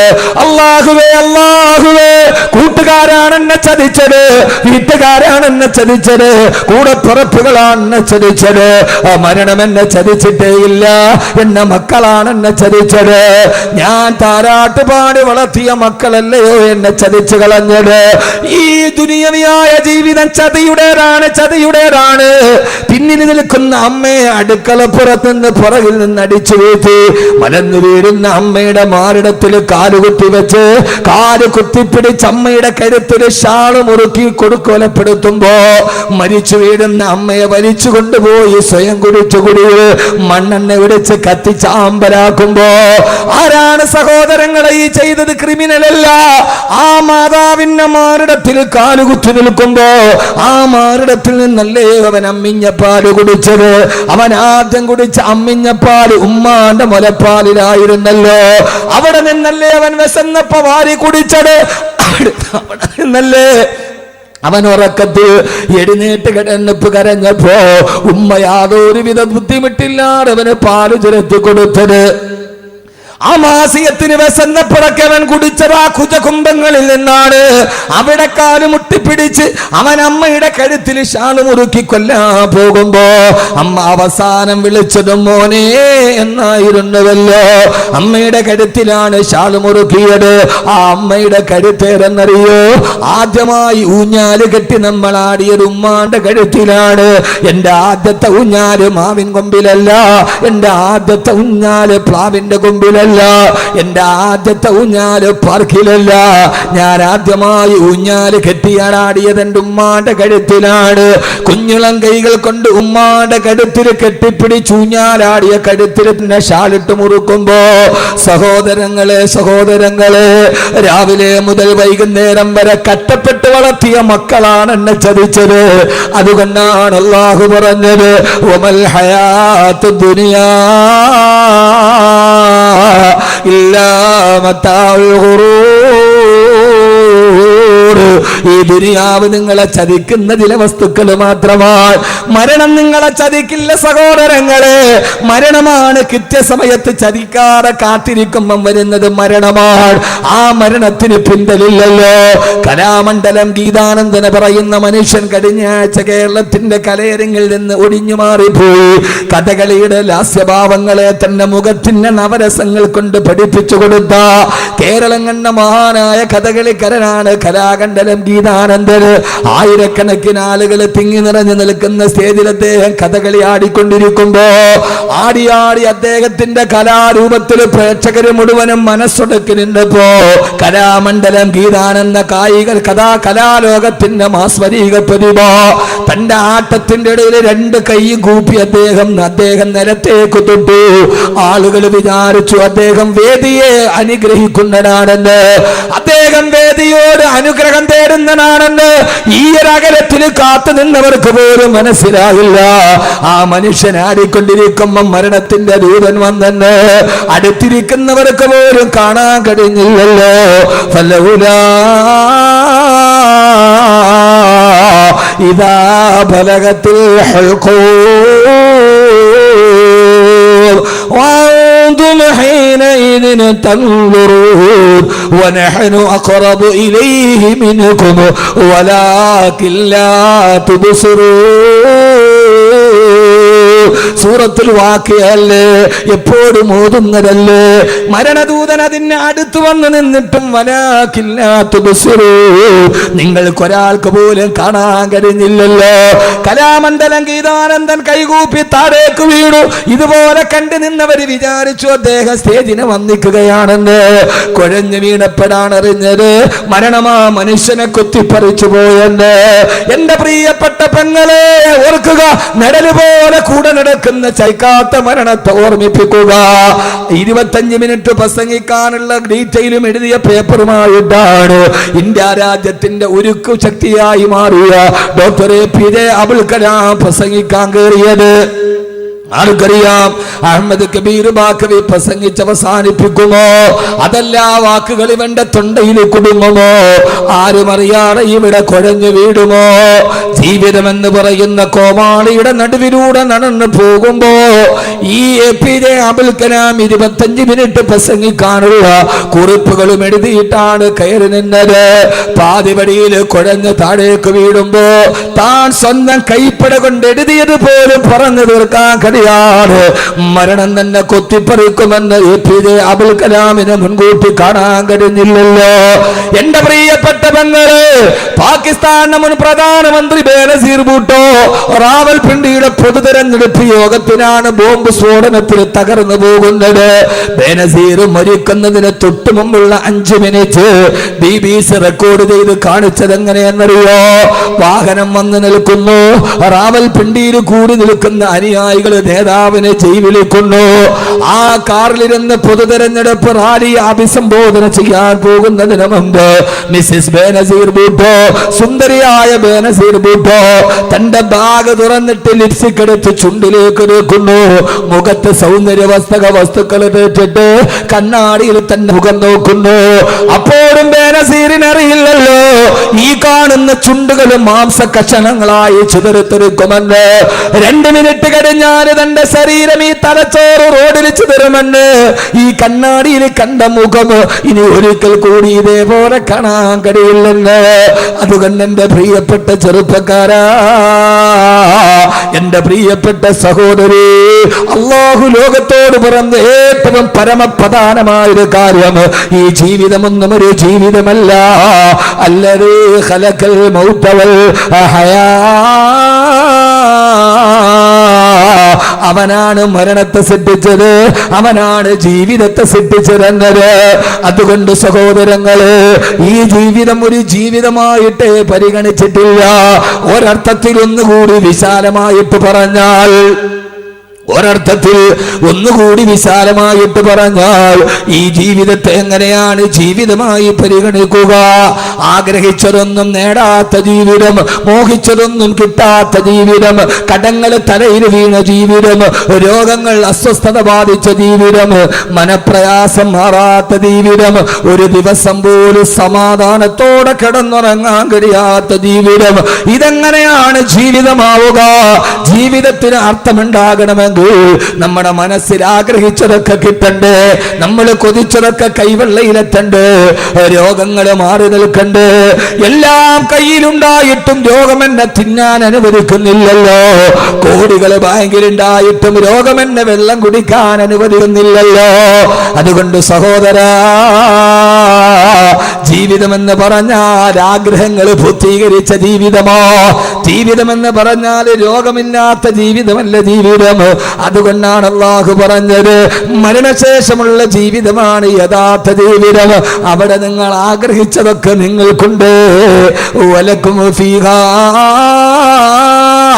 മാ തസ്തഹി അൻഫുസുകും വലക്കും ഫീഹാ മാ തദ്ദഊൻ. അവിടെ നിങ്ങൾ മനസ്സിൽ ആഗ്രഹിച്ചതൊക്കെ നിങ്ങൾക്ക് ഞാൻ ഇവിടെ വെച്ചിട്ടുണ്ട്. നിങ്ങൾ മനസ്സിൽ കൊതിച്ചതൊക്കെ നിങ്ങൾക്ക് ഞാൻ വെച്ചിട്ടുണ്ട്. ആ മരണശേഷമുള്ള സ്വർഗ ജീവിതത്തിൽ രോഗങ്ങളില്ല, കടങ്ങളില്ല, പ്രയാസങ്ങളില്ല, ദുഃഖങ്ങളില്ല, ആകുലതയില്ല. നിന്റെ കണ്ണിലൂടെ ഒരു തുള്ളി കണ്ണീര് പോലും നീ ഒഴുക്കണ്ട. അവിടെ നിനക്ക് ഞാൻ ജീവിക്കാനുള്ളതൊക്കെ വെച്ചിട്ടുണ്ട്. പച്ചപ്പരവതാനി വിരിച്ച പുൽമേടുകളുടെ താഴ്ഭാഗത്തുകൂടി കാലിൽ കിടക്കുന്ന സുന്ദരി പെണ്ണിന്റെ കാലിൽ കിടക്കുന്ന വെള്ളിക്കൊലുസ് പോലെ തടം തല്ലിയാത്തൊടുകുന്ന കൊച്ചരുവികളുണ്ടവിടെ, ഒറ്റമുത്തിനാളുള്ള വീടുണ്ടവിടെ, സുന്ദരിയായ പെൺകുട്ടിയുണ്ടവിടെ, ഊഞ്ഞാലാട്ടാ തോഴിമാരുണ്ടവിടെ, ആഗ്രഹിച്ച പഴങ്ങളുണ്ടവിടെ, സ്വർണ്ണ നൂലുകൾ കൊണ്ട് നെയ്തുണ്ടാക്കപ്പെട്ട കട്ടിലുണ്ടവിടെ. അവിടെ നിന്നെ മനസ്സുകൊണ്ട് കുറ്റപ്പെടുത്താൻ പോലും ഒരാളും അവിടെ ഇല്ലല്ലോ. അതുകൊണ്ട് എന്റെ സഹോദരാ, സഹോദരി, ഈ ദുനിയാവിന്റെ ആഗ്രഹത്തോടും ഈ ഭൂമിയോടുള്ള പ്രണയത്തോടും വിട പറയുക. എന്നിട്ട് അല്ലാഹുവിന്റെ മരണശേഷമുള്ള ലോകത്തിന് വേണ്ടി ഒരുങ്ങുക. ഈ ദുനിയാവിലെ പ്രയാസം ഒരു പ്രയാസമല്ല, ഇവിടുത്തെ പട്ടിണി ഒരു പട്ടിണിയല്ല. അതുകൊണ്ടാണ് ജീവിതം എന്തൊക്കെ പ്രയാസം വന്നാലും അല്ലാഹുവേ, അല്ലാഹുവേ, അല്ലാഹുവേ, ഈ ഭൂമിയിൽ എന്ത് വന്നാലും സഹിക്കാൻ ഞാൻ തയ്യാറാണ്. പക്ഷേ എന്നെ ആഖിറം എനിക്ക് നഷ്ടപ്പെടുത്തല്ലേ അല്ലാ. എന്റെ പരലോകം എനിക്ക് നഷ്ടമാക്കല്ലേ തമ്പുരാന്. അതുകൊണ്ടാണ് ആദരവായ പ്രവാചകൻ നബി മുഹമ്മദ് മുസ്തഫ, ആദരവായ പ്രവാചകൻ നബി മുഹമ്മദ് മുസ്തഫ, ഹബീബായ നബി മുഹമ്മദ് മുസ്തഫ സല്ലല്ലാഹു അലൈഹി വസല്ലമയുടെ പ്രിയ പത്നി ബഹുമാനപ്പെട്ട ബീവി ആയിഷ റളിയല്ലാഹു തആല ഒരു സംഭവം പറയുന്നുണ്ട്. ഹബീബായ നബി സല്ലല്ലാഹു അലൈഹി വസല്ലമ, ആദരവായ പ്രവാചകൻ നബി മുഹമ്മദ് മുസ്തഫ, ഉറക്കെ പറ, ഇങ്ങനെ പറയാ, ആദരവായ പ്രവാചകൻ നബി മുഹമ്മദ് മുസ്തഫ സല്ലല്ലാഹു അലൈഹി വസല്ലം. ഇങ്ങനെയാ സ്ഥലം. നിങ്ങൾ നന്നായിട്ട് പറഞ്ഞാൽ ഞാൻ വാളും പറയും. ഇപ്പൊ ദലിത് സാഹിബാണ് വിളിച്ച് എല്ലാവരും പറഞ്ഞു, ഉസ്താദെ കുറേ നേരം പ്രസംഗിക്കണോ? എന്നോട് പറഞ്ഞത് 9 മണിക്ക് പ്രസംഗം തുടങ്ങും, 10:30 ആകുമ്പോൾ തങ്ങൾ വന്ന് ദുആ ചെയ്യും, അപ്പോൾ പോകാമെന്നാണ്. പോവാണോ? ഇൻഷാ അല്ലാഹ്. വലിയ സുഹൃത്താണ്, മസ്കറ്റ് KMCCയുടെ പ്രസിഡന്റാണ്, തളിപ്പറമ്പ് സ്വദേശിയാണ്. അല്ലാഹു ആഫിയത്തും ആരോഗ്യവും കൊടുക്കട്ടെ. നല്ലൊരു ദീനീ പ്രവർത്തകനാണ്, ദീനീ സേവകനാണ്, ദീനീ സ്നേഹിയാണ്, പണ്ഡിതന്മാരോട് വലിയ അടുപ്പം സൂക്ഷിക്കുന്ന ഒരാളുമാണ്. അല്ലാഹു ആ ബന്ധങ്ങളെ നിലനിർത്തി തരട്ടെ. എല്ലാവരും പോവാ? ആ ശരി. അടുത്ത ജമാഅത്ത് ഭാരവാഹികളൊക്കെ ഉണ്ട്, പ്രസിഡന്റ് ഉണ്ട്. ഒരു 2 വർഷമായിട്ടൊരു ഡേറ്റ് ചോദിക്കാനാണ്, എന്നാണ് കൊടുക്കാൻ പറ്റി. അതുകൊണ്ട് എൻ്റെ പ്രിയ സഹോദരങ്ങളോട് സഹോദരിമാരോട്, ഞാൻ അത്ര വലിയ ആളൊന്നും അല്ല, വലിയ തിരക്ക് അഭിനയിക്കലുമല്ല, പിന്നെ ജീവിതം നമ്മളെ തിരക്കാക്കും. അപ്പോൾ ഈ ഡേറ്റ് തരാൻ പറ്റാത്ത ആളുകളൊന്നും പിണങ്ങരുതെന്ന് ഓർമ്മിപ്പിക്കുകയാണ്. സൗഹൃദ ബന്ധം ഡേറ്റിൻ്റെ മുകളിലാണ് വരും. ഇന്നിപ്പോൾ ബായാറെന്ന് വന്ന് ഡേറ്റ് ചോദിച്ചു, അപ്പുറത്തുമൊക്കെ ചോദിച്ചു, എല്ലാവർക്കും കൊടുക്കാൻ കഴിയില്ല. അപ്പോൾ ആ സൗഹൃദ ബന്ധങ്ങളെ, സ്നേഹത്തെ ഒരു ഡേറ്റ് അദ്ദേഹം ചോദിച്ചിട്ട് തന്നില്ലല്ലോ എന്ന് പറഞ്ഞില്ലാതാക്കരുത്. മാത്രമല്ല, ഞാനിപ്പോൾ ഒരു വലിയ പ്രൊജക്റ്റിൻ്റെ പുറകിലാണ്. അള്ളാഹു സ്വീകരിക്കട്ടെ. നമ്മൾ ഈ ഭൂമിയിലൊക്കെ ജീവിച്ചിരുന്നു എന്ന് പിൽക്കാലത്ത് വരുന്ന ആളുകൾ അറിയണ്ടേ? വേണ്ടേ? നമ്മുടേതായിട്ട് എന്തെങ്കിലും ഉണ്ടാവണം. നമ്മൾ ഖുർആൻ്റെ പ്രചാരകരാവണം. ഖുർആൻ ഒരു വെളിച്ചമാണ്. ആ വെളിച്ചം ലോകത്തിൻ്റെ മുമ്പിൽ പരത്തി കൊടുക്കാൻ നമ്മൾ ബാധ്യസ്ഥരാണ്. അള്ളാഹു നമ്മളെ അനുഗ്രഹിക്കുമാറാകണം. അപ്പോൾ എന്നോട് പറഞ്ഞത് 9 മണിയാകുമ്പോൾ പുസ്തകം പ്രസംഗം തുടങ്ങില്ല, 8:30 തുടങ്ങുക, 10:30 തങ്ങൾ വരെ പുസ്തകം നിർത്താം, ലാസ്റ്റ് ദുആ തങ്ങളാണെന്നാണ് പറഞ്ഞത്. ഇതിപ്പോൾ നേരെ തിരിഞ്ഞിട്ട് പണ്ടൊരു തീപ്പെട്ടി ഉണ്ട്, ഉൾട്ടാ പുൾട്ട. അങ്ങനെയാണ് ആ തീപ്പെട്ടിയുടെ പോകുള്ള കവറിൻ്റെ പേരെങ്ങനെ, 2 സിക്കുകാരെ തല കൊടുത്തിട്ട് 2 തല അങ്ങോട്ടും ഇങ്ങോട്ടും തിരിഞ്ഞിരിക്കും. ഉൾട്ടാ പുൾട്ട എന്നാണ്. നേരെ തിരിയുക എന്നതിൻ്റെ അർത്ഥം. ഇപ്പോൾ നേരെ തിരിഞ്ഞ് തങ്ങൾ ഇടയ്ക്ക് ഒന്ന് ദുആ ചെയ്തു പോയി. ലത്തീച്ച എന്നെ വിളിച്ചിട്ട് ഉസ്താദ് കുറേ നേരം പ്രസംഗിക്കണം. ഇപ്പം എന്താ ചെയ്യുക? അള്ളാഹു സ്വീകരിക്കുമാറാകട്ടെ. അള്ളാഹു സ്വീകരിക്കുമാറാകട്ടെ. അപ്പോൾ ഏതായാലും ഞാനൊരു 10:45 വരെ പ്രസംഗിക്കാമെന്ന് പറഞ്ഞിട്ടുണ്ട്. അതുവരെ പോരെ? ആ മാഷാ. സുബൈ വരെയാണ്. വീട്ടിൽ ഭാര്യയോട് പണങ്ങിയിട്ട് വന്നാണ്, ഇന്ന് പോവില്ല എന്ന് പറഞ്ഞു. സുബൈ വരെ പ്രസംഗിക്കാം. വീട്ടിൽ എന്തോ അടക്കമൊക്കെ കൂടി ഇറങ്ങിയാന്ന് തോന്നുന്നു. ശ്രദ്ധിച്ച് കേക്കി. ഇപ്പം ഏതാണ് നമ്മുടെ ഭാഗത്ത് 1 മണിക്കൂർ കഴിഞ്ഞു, 1.5 മണിക്കൂറായി. നമ്മൾ ആ സ്പീഡിൻ്റെ ഉള്ളിൽ അറിഞ്ഞില്ലെന്നേ ഉള്ളൂ. ചില സദസ്സ് എങ്ങനെയാണ്, മനസ്സുകൊണ്ടൊരു വലിയ സന്തോഷം ഉണ്ടെങ്കിൽ പിന്നെ ഒന്നും നോക്കില്ല പ്രസംഗിക്കും. മനസ്സിനൊരു റാഹത്തില്ലെങ്കിൽ പിന്നെ ഉഴപ്പിട്ട് പോകും. എല്ലാ ദിവസവും ഒരുപോലെ ഇരിക്കില്ലല്ലോ. യാത്രകൾ, പ്രയാസങ്ങൾ, പ്രശ്നങ്ങൾ. നമ്മളൊന്നും മലക്കുകളൊന്നും അല്ലല്ലോ. ചിലപ്പോൾ ഭാര്യയോട് പിണങ്ങിയിട്ടായിരിക്കും വരിക. വേറെ കാര്യമൊന്നും ഉണ്ടാവില്ല. ഇങ്ങനെ വാതിന് മുമ്പ് അവർ ചോദിക്കും, പെണ്ണുമ്പളെ മക്കളൊന്നും വേണ്ട, ഇങ്ങനെ വാത് പറഞ്ഞാൽ മതിയോ എന്ന് ചോദിക്കും.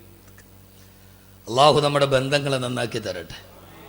സഹോദരങ്ങളെ കൊണ്ട് ഇൻഷാ അല്ലാഹ് 10:45 കൂടിയൊക്കെ ഇൻഷാ അല്ലാഹ് നമുക്ക് ഞാൻ വീണ്ടും 2-2.5 മണിക്കൂർ ഏതായാലും നമുക്ക് പ്രസംഗിക്കാം. അള്ളാഹു തൗഫീക്ക് നൽകട്ടെ. ഞാൻ ഒരു കാര്യം നിങ്ങളോട് പറഞ്ഞേക്കാം, ഒരാൾ നന്നാവാൻ, മാറ്റമുണ്ടാകാൻ വലിയ പ്രസംഗമൊന്നും വേണ്ട.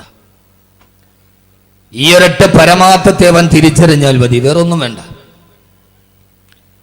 ഞാൻ നിങ്ങളോടൊരു സംഭവം പറഞ്ഞു തരാം. ആളുടെ പേരൊന്നും നിങ്ങൾ എന്നോട് ചോദിക്കാൻ പാടില്ല. രഹസ്യമായിട്ടും ചോദിക്കരുത്, പരസ്യമായിട്ടും ചോദിക്കരുത്. ഓക്കെ? ഞാൻ ഈ പറയുന്ന സംഭവത്തിലെ ആളുകളുടെ പേര് നിങ്ങൾ എന്നോട് പരസ്യമായിട്ടും ചോദിക്കാൻ പാടില്ല, രഹസ്യമായിട്ടും ചോദിക്കാൻ പാടില്ല. എന്തിനാണ് വലിയ പ്രസംഗമൊക്കെ? ഒന്നും വേണ്ട.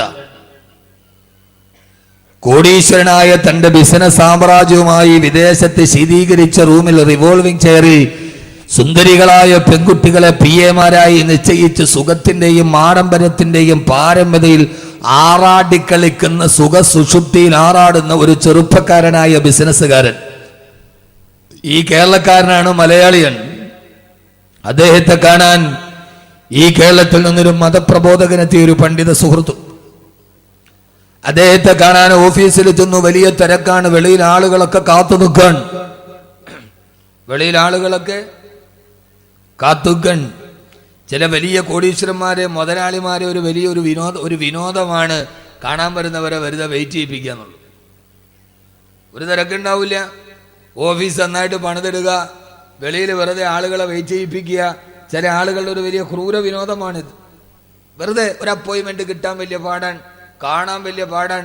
പള്ളിക്കമ്മറ്റി എങ്ങാനും ഉറൂസിന്റെ കാര്യം പറയണമെങ്കിൽ അവന്റെ വീടിന്റെ ഗേറ്റിൽ പോയി പിന്നെ കാത്തു നിൽക്കണം. പള്ളിക്കലെ ഖത്തീബ്, ഇമാമത്ത് നിൽക്കുന്ന ഖത്തീബ്, ഖുത്ബ നിർവഹിക്കുന്ന ഖത്തീബ് ആരാണെങ്കിലും ഒരു മഹല്ലിലെ ഏറ്റവും പ്രഥമ പരിഗണനീയവനും പ്രഥമമായി ബഹുമാനിക്കപ്പെടേണ്ടതും നമ്മുടെ ഇമാമിനെയാണ്. അപ്പൊ ഇമാം ഉസ്താദ് പറഞ്ഞിട്ട് ഞാൻ പ്രസംഗിക്കല്ല, ഞാനൊരു പള്ളിയിലെ ഇമാമ് തന്നെയാണ്. പക്ഷേ രാജ്യത്തിന്റെ പ്രഥമ പൗരൻ, പ്രസിഡന്റാണ്. ഒരു മഹലിന്റെ ഏറ്റവും ആദരിക്കപ്പെടേണ്ട മഹാവ്യക്തിത്വം നമ്മുടെ ഇമാമിങ്ങളാണ്. ഉറൂസിന്റെ കാര്യം പറയാൻ പോയാ, യത്തീംഖാനയുടെ കാര്യം പറയാൻ പോയാ, അവന്റെ വാതിലിന്റെ മുമ്പിൽ പോയി കാത്തു നിന്ന്, പിന്നെ സെക്യൂരിറ്റി തന്ന് വാതിൽ തുറന്ന്, പിന്നെ അകത്ത് കയറി അപ്പോയിന്റ്മെന്റ് കിട്ടി പറയും. അവസാനം പറയും, ഇപ്പോൾ ഒരു ഇത്തിരി ടൈറ്റിലാണ്, പിന്നെ വരി. ഇതൊരു വിനോദമാണ്. ഞാൻ പലപ്പോഴും കണ്ടിട്ടുണ്ട്, പലരും പറഞ്ഞിട്ടുണ്ട്. പക്ഷെ എന്തൊക്കെ പറഞ്ഞാലും ആ ഒരു വലിയ വിനോദത്തിൽ നിന്ന് വളരെ വിനയത്തിലേക്ക് മാറി എപ്പോഴും കാണാൻ പറ്റുന്ന ഒരു വലിയ ഒരു കോടീശ്വരനാണ് നിങ്ങളുടെ ലത്തീച്ച. അദ്ദേഹത്തിന് അങ്ങനെ ഒരു ശൈലിയില്ല. അദ്ദേഹത്തിൻ്റെ ആ വിനയവും ആ ഒരു അടുപ്പവുമാണ് ഞാനും അദ്ദേഹം തമ്മിലുള്ള സൗഹൃദവും. അല്ലാതെ അദ്ദേഹം എനിക്ക് നോട്ട് കെട്ടൊന്നും തന്നിട്ടില്ല, അങ്ങനെ വിചാരിക്കുകയും വേണ്ട. അങ്ങനെയുള്ളവരെ നാം അഭിനന്ദിക്കണം. ഞാൻ പറഞ്ഞത് സമ്പത്തെന്ന് പറയുന്ന അള്ളാഹു തരുന്നതാണ്. നാളെ അത് ഊരി മാറ്റിയോ ഒന്നും ഉണ്ടാവില്ല. ഇന്നത്തെ ദരിദ്രൻ നാളത്തെ കോടീശ്വരനാണ്, ഇന്നത്തെ കോടീശ്വരൻ നാളത്തെ ദരിദ്രനാണ്. ഇത് അള്ളാഹുവിന്റെ കയ്യിലാണ് ഖജനാവിന്റെ താക്കോൽ. അള്ളാഹു നമ്മളെ സ്വീകരിക്കുമാറാകട്ടെ. ആ മനുഷ്യന്റെ അടുക്കൽ വന്നിട്ട് ഈ പ്രബോധകൻ പറഞ്ഞു, എനിക്ക് അദ്ദേഹത്തെ ഒന്ന് കാണണം. PA പോയിട്ട് പറഞ്ഞു, തിരക്കാണ്, ബോസിന് തിരക്കാണ്, സമയമില്ല. അദ്ദേഹം പറഞ്ഞു, എനിക്ക് അദ്ദേഹത്തോടൊരു 10 മിനിറ്റ് സംസാരിക്കണം. രണ്ടാമത് PA പോയി ചോദിച്ചപ്പോൾ റിവോൾവ് ചെല്ലിരുന്നിട്ട് ആ ചെറുപ്പക്കാരൻ പറഞ്ഞു, ഇല്ല, സമയം വലിയ തിരക്കാണ്, അയാളോട് പറ്റൂല എന്ന് പറ. PA പോയിട്ട് പറഞ്ഞു പറ്റൂല.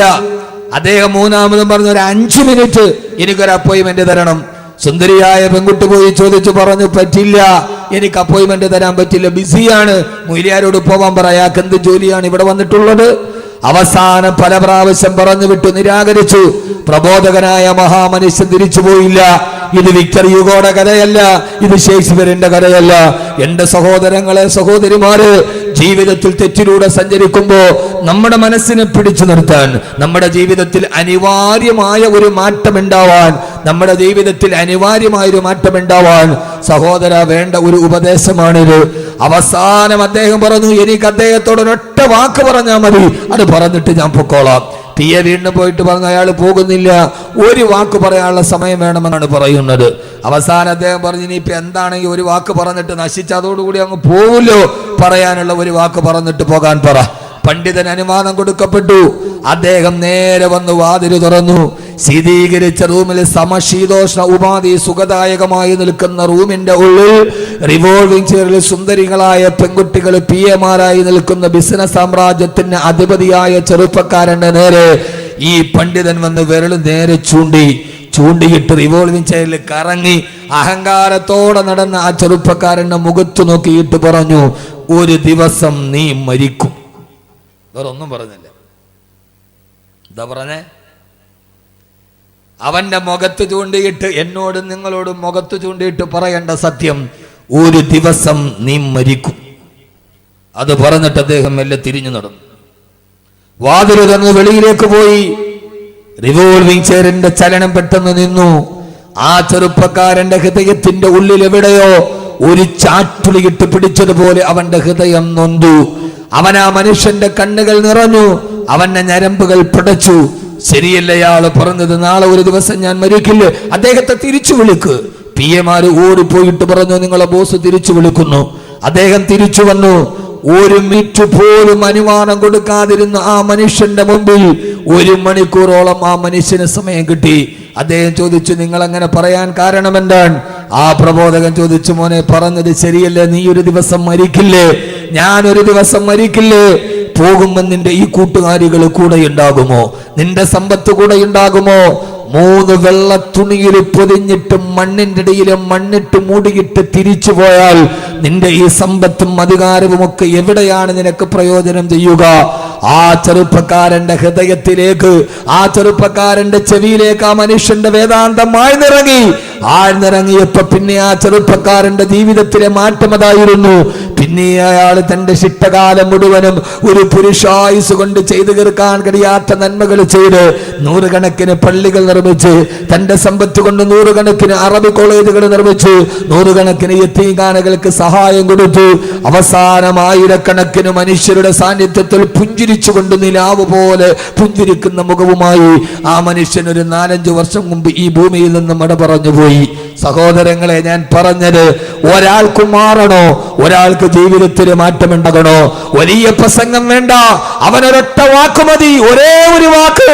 ആ ഒരു വാക്കാണ് അവന്റെ ജീവിതത്തിൽ മാറ്റമുണ്ടാകുന്നതെങ്കിൽ ചെറുപ്പക്കാരാ, ഞാനൊന്ന് ചോദിക്കട്ടെ, ഞാൻ നിങ്ങളോട് പറയട്ടെ, മക്കാ ചന്തയിലെ ചമ്മാടിയായിരുന്ന സിരകളെ ബഹിഭരിക്കുന്ന രാത്രിയിൽ ഉക്കാള ചന്തയിൽ പെൺകുട്ടികളുടെ കയ്യിൽ പിടിച്ച് ഉന്മാദ നൃത്തം ചവിട്ടിയ കാട്ടാളനായ ചെറുപ്പക്കാരനായിരുന്നില്ലേ ഖത്താബിന്റെ മകൻ ഉമർ?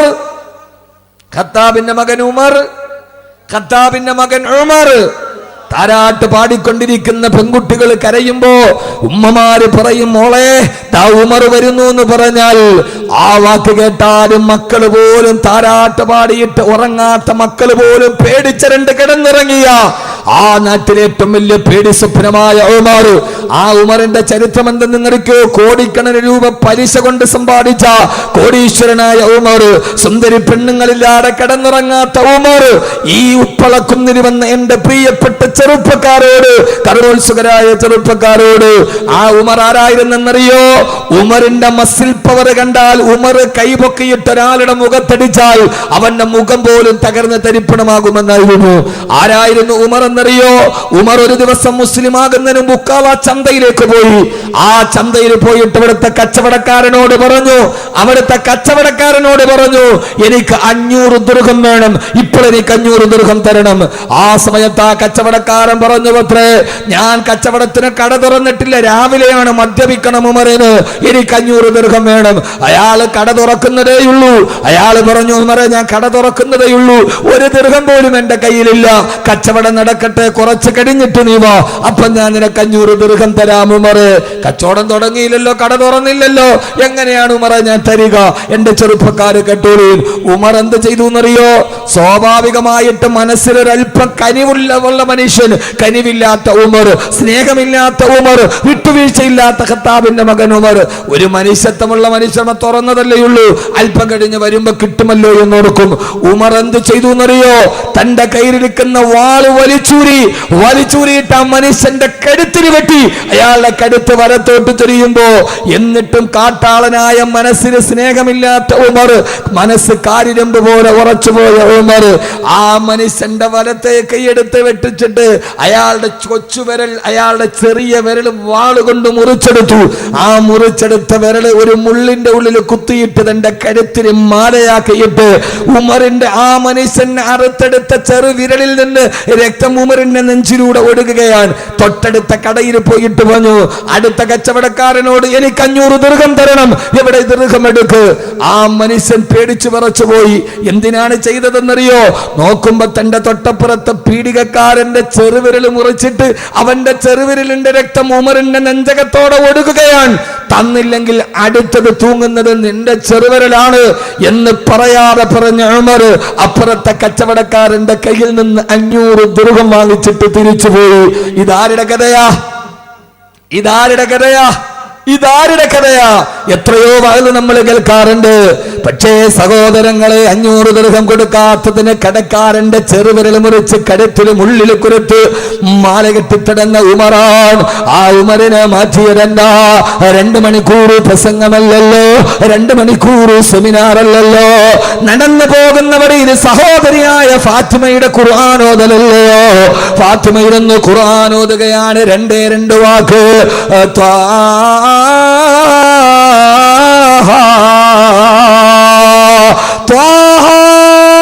ഉമറിന്റെ ഹൃദയത്തിലോട്ട് 2 അക്ഷരം പടന്നു കയറി.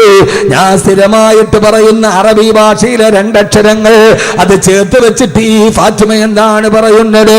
പക്ഷേ അത് ചേർത്ത് വെച്ചപ്പോ ഇതേവരെ കേൾക്കാത്ത ഒരു സൗന്ദര്യമുണ്ടല്ലോ. മാ അൻസൽനാ അലൈക്കൽ ഖുർആന ലിതശ്ഖാ. ഈ ഖുർആനെ ഞാൻ അവതരിപ്പിച്ചത് നിങ്ങൾ പരാജയപ്പെടാതിരിക്കാനാണ്. ഉമറിന്റെ ഹൃദയത്തിലേക്ക് ഖുർആന്റെ പ്രകാശം ചാട്ടുളി പോലെ ഇറങ്ങി.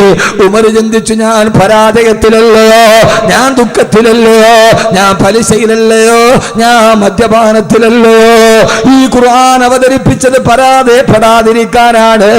അശ്ഹദു അല്ലാ ഇലാഹ ഇല്ലല്ലാഹ് വഅശ്ഹദു അന്ന മുഹമ്മദ റസൂലുള്ളാഹ്. ഉപ്പളക്കുന്നിലെ ചെറുപ്പക്കാര് ലഹരിക്കടിമപ്പെട്ടു പോകാറ്, അശ്ലീലത്തിനടിമപ്പെട്ടു പോകാറ്, പെങ്ങളെ ലൈംഗികമായ ചേട്ടകൾക്ക് അടിമപ്പെട്ടു പോകാറ്, പീഡികക്കാരൻ ചോദിച്ചിട്ട് പൈസ കൊടുക്കാറ്, അവന്റെ ചെറുവിരൽ മുറിച്ചെടുത്തിട്ട് മുള്ളിൽ കൊളുത്ത് മാലയാക്കി നടത്തിയ ഖത്താബിന്റെ മകൻ ഉമറിന്റെ ഹൃദയത്തിലേക്ക് കടന്നു വന്നത് 2 രണ്ട് വാക്കുകളല്ലയോ? അതുകൊണ്ട് ഒരാൾക്ക് മാറ്റമുണ്ടാവണോ? അവൻ ജീവിതത്തിൽ നന്മയുടെ വഴിത്താറയിലൂടെ കടന്നു ചെല്ലണോ? അള്ളാഹു പറയുകയാണ്, അവന്റെ ജീവിതത്തിൽ വലിയൊരു മാറ്റമുണ്ടാവാൻ ഒരേ ഒരു ചിന്ത മാത്രം മതി.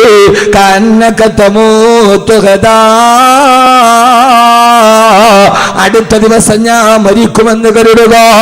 ഈ ഭൂമിയുടെ സുഭിക്ഷതയ്ക്ക് വേണ്ടിയല്ല ഞാൻ വന്നത്, ഇവിടെ അടിച്ചു പൊളിക്കാനല്ല ഞാൻ വന്നത്. ഇവിടെ പരമാവധി എന്റെ കാസർഗോഡ് പ്രിയപ്പെട്ട ചെറുപ്പക്കാരോട് അടിച്ചു പൊളിയൽ അല്പം കൂടുതലാണോ എന്ന് സംശയമുള്ളവരോട്, ഇതിന് നമ്മൾ വന്നതല്ലല്ലോ, ഇവിടെ അടിച്ചു പൊളിക്കാൻ വന്നതല്ലല്ലോ, ഇവിടെ കൂത്താടാൻ നമ്മൾ വന്നതല്ലല്ലോ. ഇവിടെ എന്ത് പ്രയാസമുണ്ടായാലും ആഖിറത്തിൽ പ്രയാസപ്പെടുത്തല്ലേ അല്ലോ എന്നീ ദുനിയാവിനെ വലിച്ചെറിയാൻ, ഈ ദുനിയാവിന്റെ ദുഃഖത്തിന് പാമാക്യം കൊടുക്കാൻ, പരലോകത്തിന്റെ വിഹലതയെ കുറിച്ച് ചിന്തിക്കാൻ, എനിക്കെന്റെ കയ്യിൽ എന്താണുള്ളത്, എന്റെ റബ്ബിന്റെ മുമ്പിൽ പോയി നിൽക്കുമ്പോ എനിക്ക് ജീവിതത്തിൽ എന്താണ് ബാക്കിയുള്ളത് എന്ന് ജീവിതത്തിൽ എന്നോർക്കാൻ. അത് കണ്ട് സഹോദരങ്ങളെ, ഈ ഭൂമിയോട് തലാക്ക് ചെല്ലുക, ഈ ദുനിയാവിനെ വലുതായി കാണാതിരിക്കുക. ആദരവായ പ്രവാചകൻ നബി മുഹമ്മദ് മുസ്തഫ, ആദരവായ പ്രവാചകൻ നബി മുഹമ്മദ് മുസ്തഫ സല്ലല്ലാഹു അലൈഹി വസല്ലമയുടെ പ്രിയപ്പെട്ട പത്നി ആയിഷ റളിയല്ലാഹു തആല പറയാണ്, ഒരു ദിവസം പാതിരാത്രി ഞാൻ ഹബീബായ നബി തങ്ങളുടെ കൂടെ ഉറങ്ങാൻ കിടന്നു. രാത്രിയിൽ ഞാനും എന്റെ പ്രവാചകൻ ഒന്നിച്ച് കിടന്നുറങ്ങവേ പാതിരാ സമയത്ത് ഞാൻ എഴുന്നേറ്റ് നോക്കുമ്പോ എന്നെ ഹബീബായ നബി തങ്ങളെ എന്റെ പരിസരത്ത് കാണാനില്ല. എനിക്ക് പേടിയായി, വിഹ്വലതയായി. രാത്രിയിൽ എന്റെ കൂടെ കിടന്നുറങ്ങാമെന്ന് എന്റെ പ്രവാചകനെവിടെ, എന്നെ മുത്തുദൂതരെവിടെ, എന്റെ പ്രിയപ്പെട്ട ഹബീബെവിടെ? വിഹ്വലതയോടെ ഞാൻ അവിടെ നിന്ന് എഴുന്നേൽക്കുമ്പോ ഹബീബായ നബി തങ്ങളെ കാണുന്നില്ല. ഞാൻ മദീന മുഴുവനും പരതി നോക്കി, അവിടെയെങ്ങും അല്ലാഹുവിന്റെ റസൂലിനെ കാണുന്നില്ല. കുറെ കഴിഞ്ഞപ്പോ എന്റെ മനസ്സിനൊരു എനിക്കൊരു സംശയമായി. ഞാൻ ഉറങ്ങിയപ്പോ അടുത്ത ഭാര്യമാരുടെ വീട്ടിൽ പോയിട്ടുണ്ടാകുമോ? പെണ്ണല്ലേ, പെണ്ണങ്ങനെയൊക്കെ വിചാരിക്കൂ. പലപ്പോഴും അങ്ങനെയാണ്. എന്നെ ഉറക്കി കിടത്തിയിട്ട് മറുഭാര്യമാരുടെ വീട്ടിൽ പോയിട്ടുണ്ടാകുമോ? എത്ര സുന്ദരമായ ചരിത്രമെന്നറിയോ?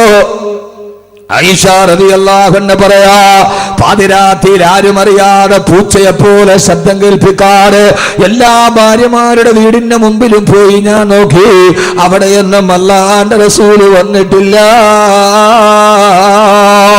പിന്നെ എനിക്ക് പേടിയാവാൻ തുടങ്ങി. പാതിരാത്രി ഹബീബായ നബി തങ്ങളുടെ അല്ലാഹുവിന്റെ റസൂലിന് എന്തെങ്കിലും അപകടം സംഭവിച്ചിട്ടുണ്ടാകുമോ?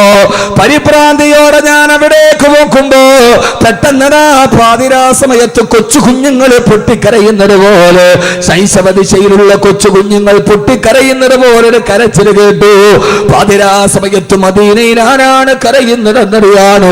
പള്ളിയുടെ വാതിലിലൂടെ ഞാൻ എത്തി നോക്കുമ്പോ അവിടെ അല്ലാഹുവിന്റെ റസൂൽ കിടന്ന് കരയുകയാ. ഹബീബായ നബി തങ്ങൾ റുക്കൂയിൽ കിടക്കുന്നുണ്ട്, കണ്ണിലൂടെ കണ്ണുനീര് ചാലിട്ടൊടുക്കുന്നുണ്ട്.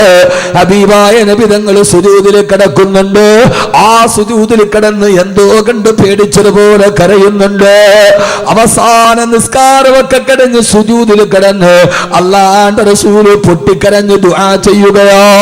പാതിരാവിന്റെ നിശബ്ദതയിൽ എന്റെ പ്രിയപ്പെട്ട ഭർത്താവ് എന്തിനു വേണ്ടിയാണ് ഇങ്ങനെ ദുആ ചെയ്യുന്നതെന്നറിയാൻ ഞാൻ എന്റെ ചെവി ഇങ്ങനെ കൂർപ്പിച്ചു വെച്ചു.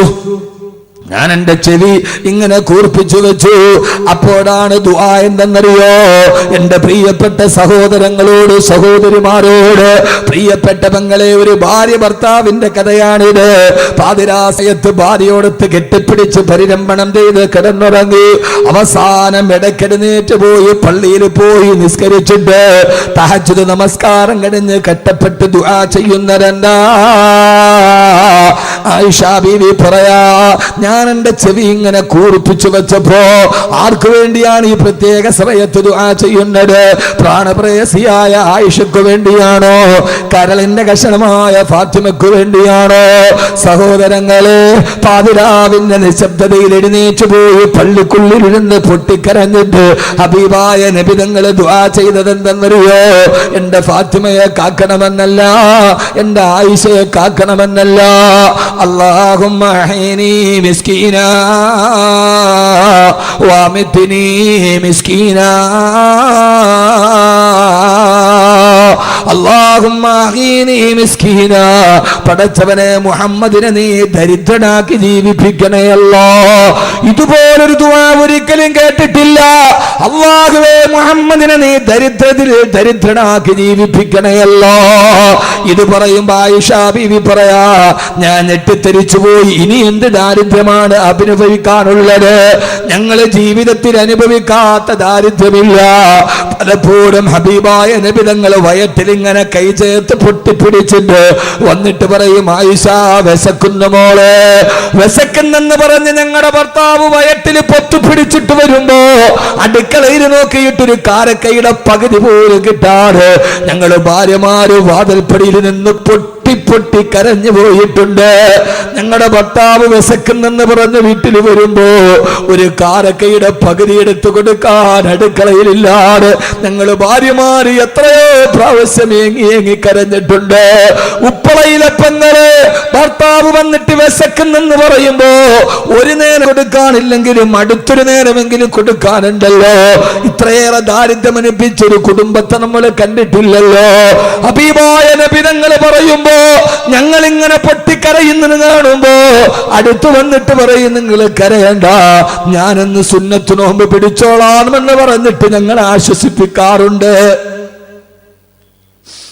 ഇബ്നു അബ്ബാസ് റളിയല്ലാഹു അൻഹു പറയാ, ഞാൻ പലപ്പോഴും ഇശാ നിസ്കാരം കഴിഞ്ഞ് അല്ലാഹുവിന്റെ റസൂലിന്റെ വീട്ടിൽ പോകുമ്പോ ഹബീബായ നബി തങ്ങൾ ഉറങ്ങിക്കിടക്കുന്നത് ഞാൻ കണ്ടിട്ടുണ്ട്.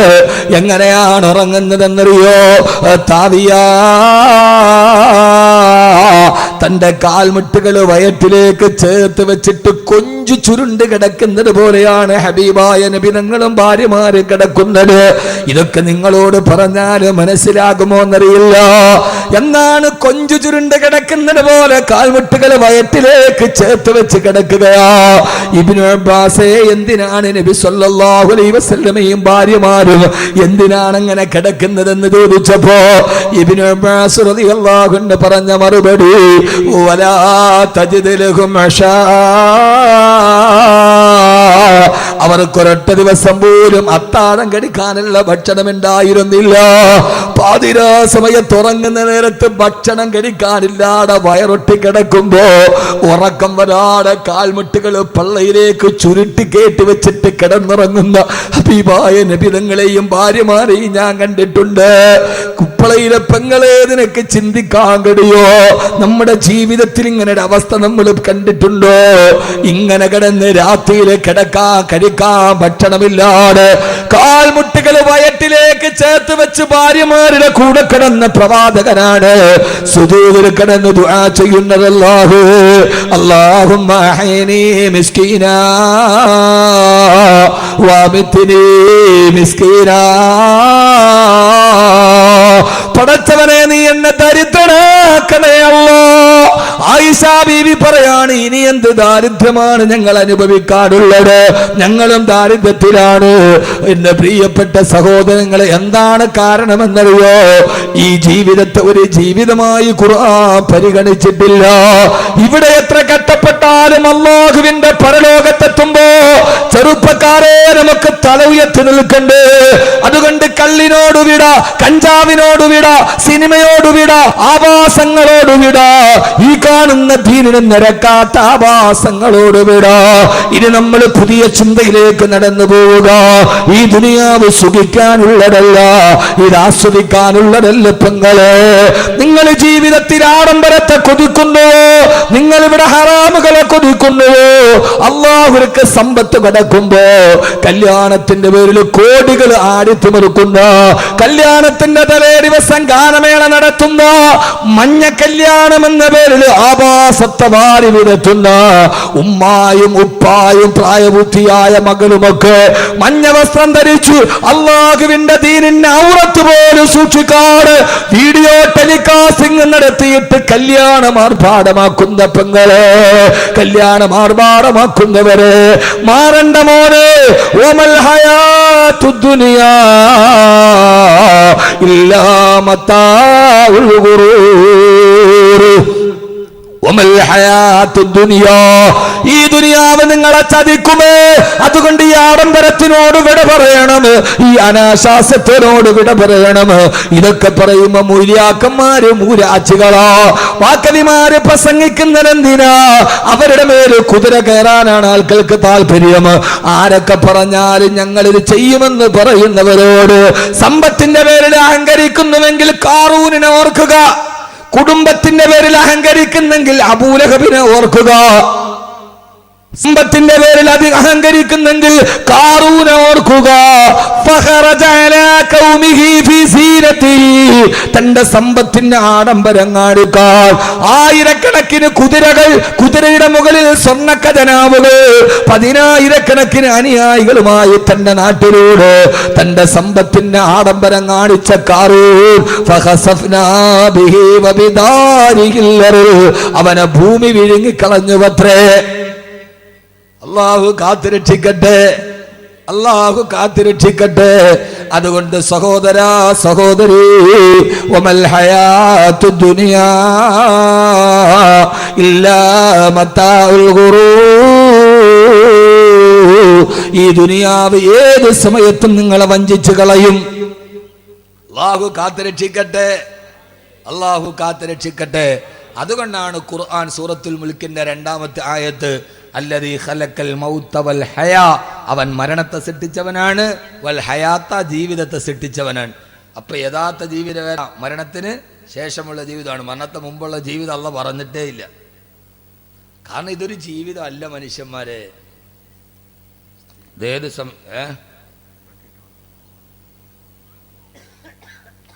അതൊക്കെ ഞാൻ പറയാം നിങ്ങൾ അടങ്ങിയിരിക്കേ, നിങ്ങൾ ബേജാറാവേണ്ടതൊക്കെ അതിന്റെ സന്മയത്വം പോലെ ഇൻഷാ അല്ലാഹ് പറയാം കേട്ടാ. അള്ളാഹു സ്വീകരിക്കട്ടെ. സംഘാടകർക്കൊരു ബേജാറുണ്ടല്ലോ സാധുക്കൾക്ക്. അള്ളാഹു നമ്മളെ കാത്തുരക്ഷിക്കുമാറാകട്ടെ ഇൻഷാ അല്ലാഹ്. സ്ത്രീകളുടെ ഭാഗത്തേക്ക് ഒരു ബക്കറ്റ് കൊടുത്തു വിടുന്നുണ്ട്. സ്ത്രീകൾ എവിടെ ഇരിക്കുക? എടാ ബാക്കില. ഇപ്പൊ എല്ലാ സഹോദരിമാരും നമ്മുടെ മഹത്തായ ഉറൂസ് മുബാറക്കാണ്, മഹാന്മാരുടെ സാന്നിധ്യമുള്ള സദസ്സാണ്, നമ്മുടെ അവസാനത്തെ ദുആയാണ്. ഇൻഷാ അല്ലാഹ് അതിൽ പങ്കെടുക്കാൻ എല്ലാവരും ഒരു നല്ല സദഖ ഇതിലേക്ക് നൽകുക. അല്ലാഹു സ്വീകരിക്കുമാറാകട്ടെ. ഞാനൊരു നാടൻ വർത്തമാനം തന്നെ പറയാത്തത് വിഷയം അത്രയേറെ ഗൗരവമുള്ളത് കൊണ്ടാണ്. കഞ്ചാവിനെ കുറിച്ച് പറയണ്ട, ലഹരിയെക്കുറിച്ച് പറയണ്ട, എല്ലാ തോന്നിയാസം അവസാനിക്കാൻ ഒരൊറ്റ ബോധം മതി, ഇതൊരു യഥാർത്ഥ ജീവിതം അല്ല. ആ ഒരു ബോധമുണ്ടായാൽ എല്ലാവരുടെ മനസ്സും മാറും. അള്ളാഹു സ്വീകരിക്കട്ടെ.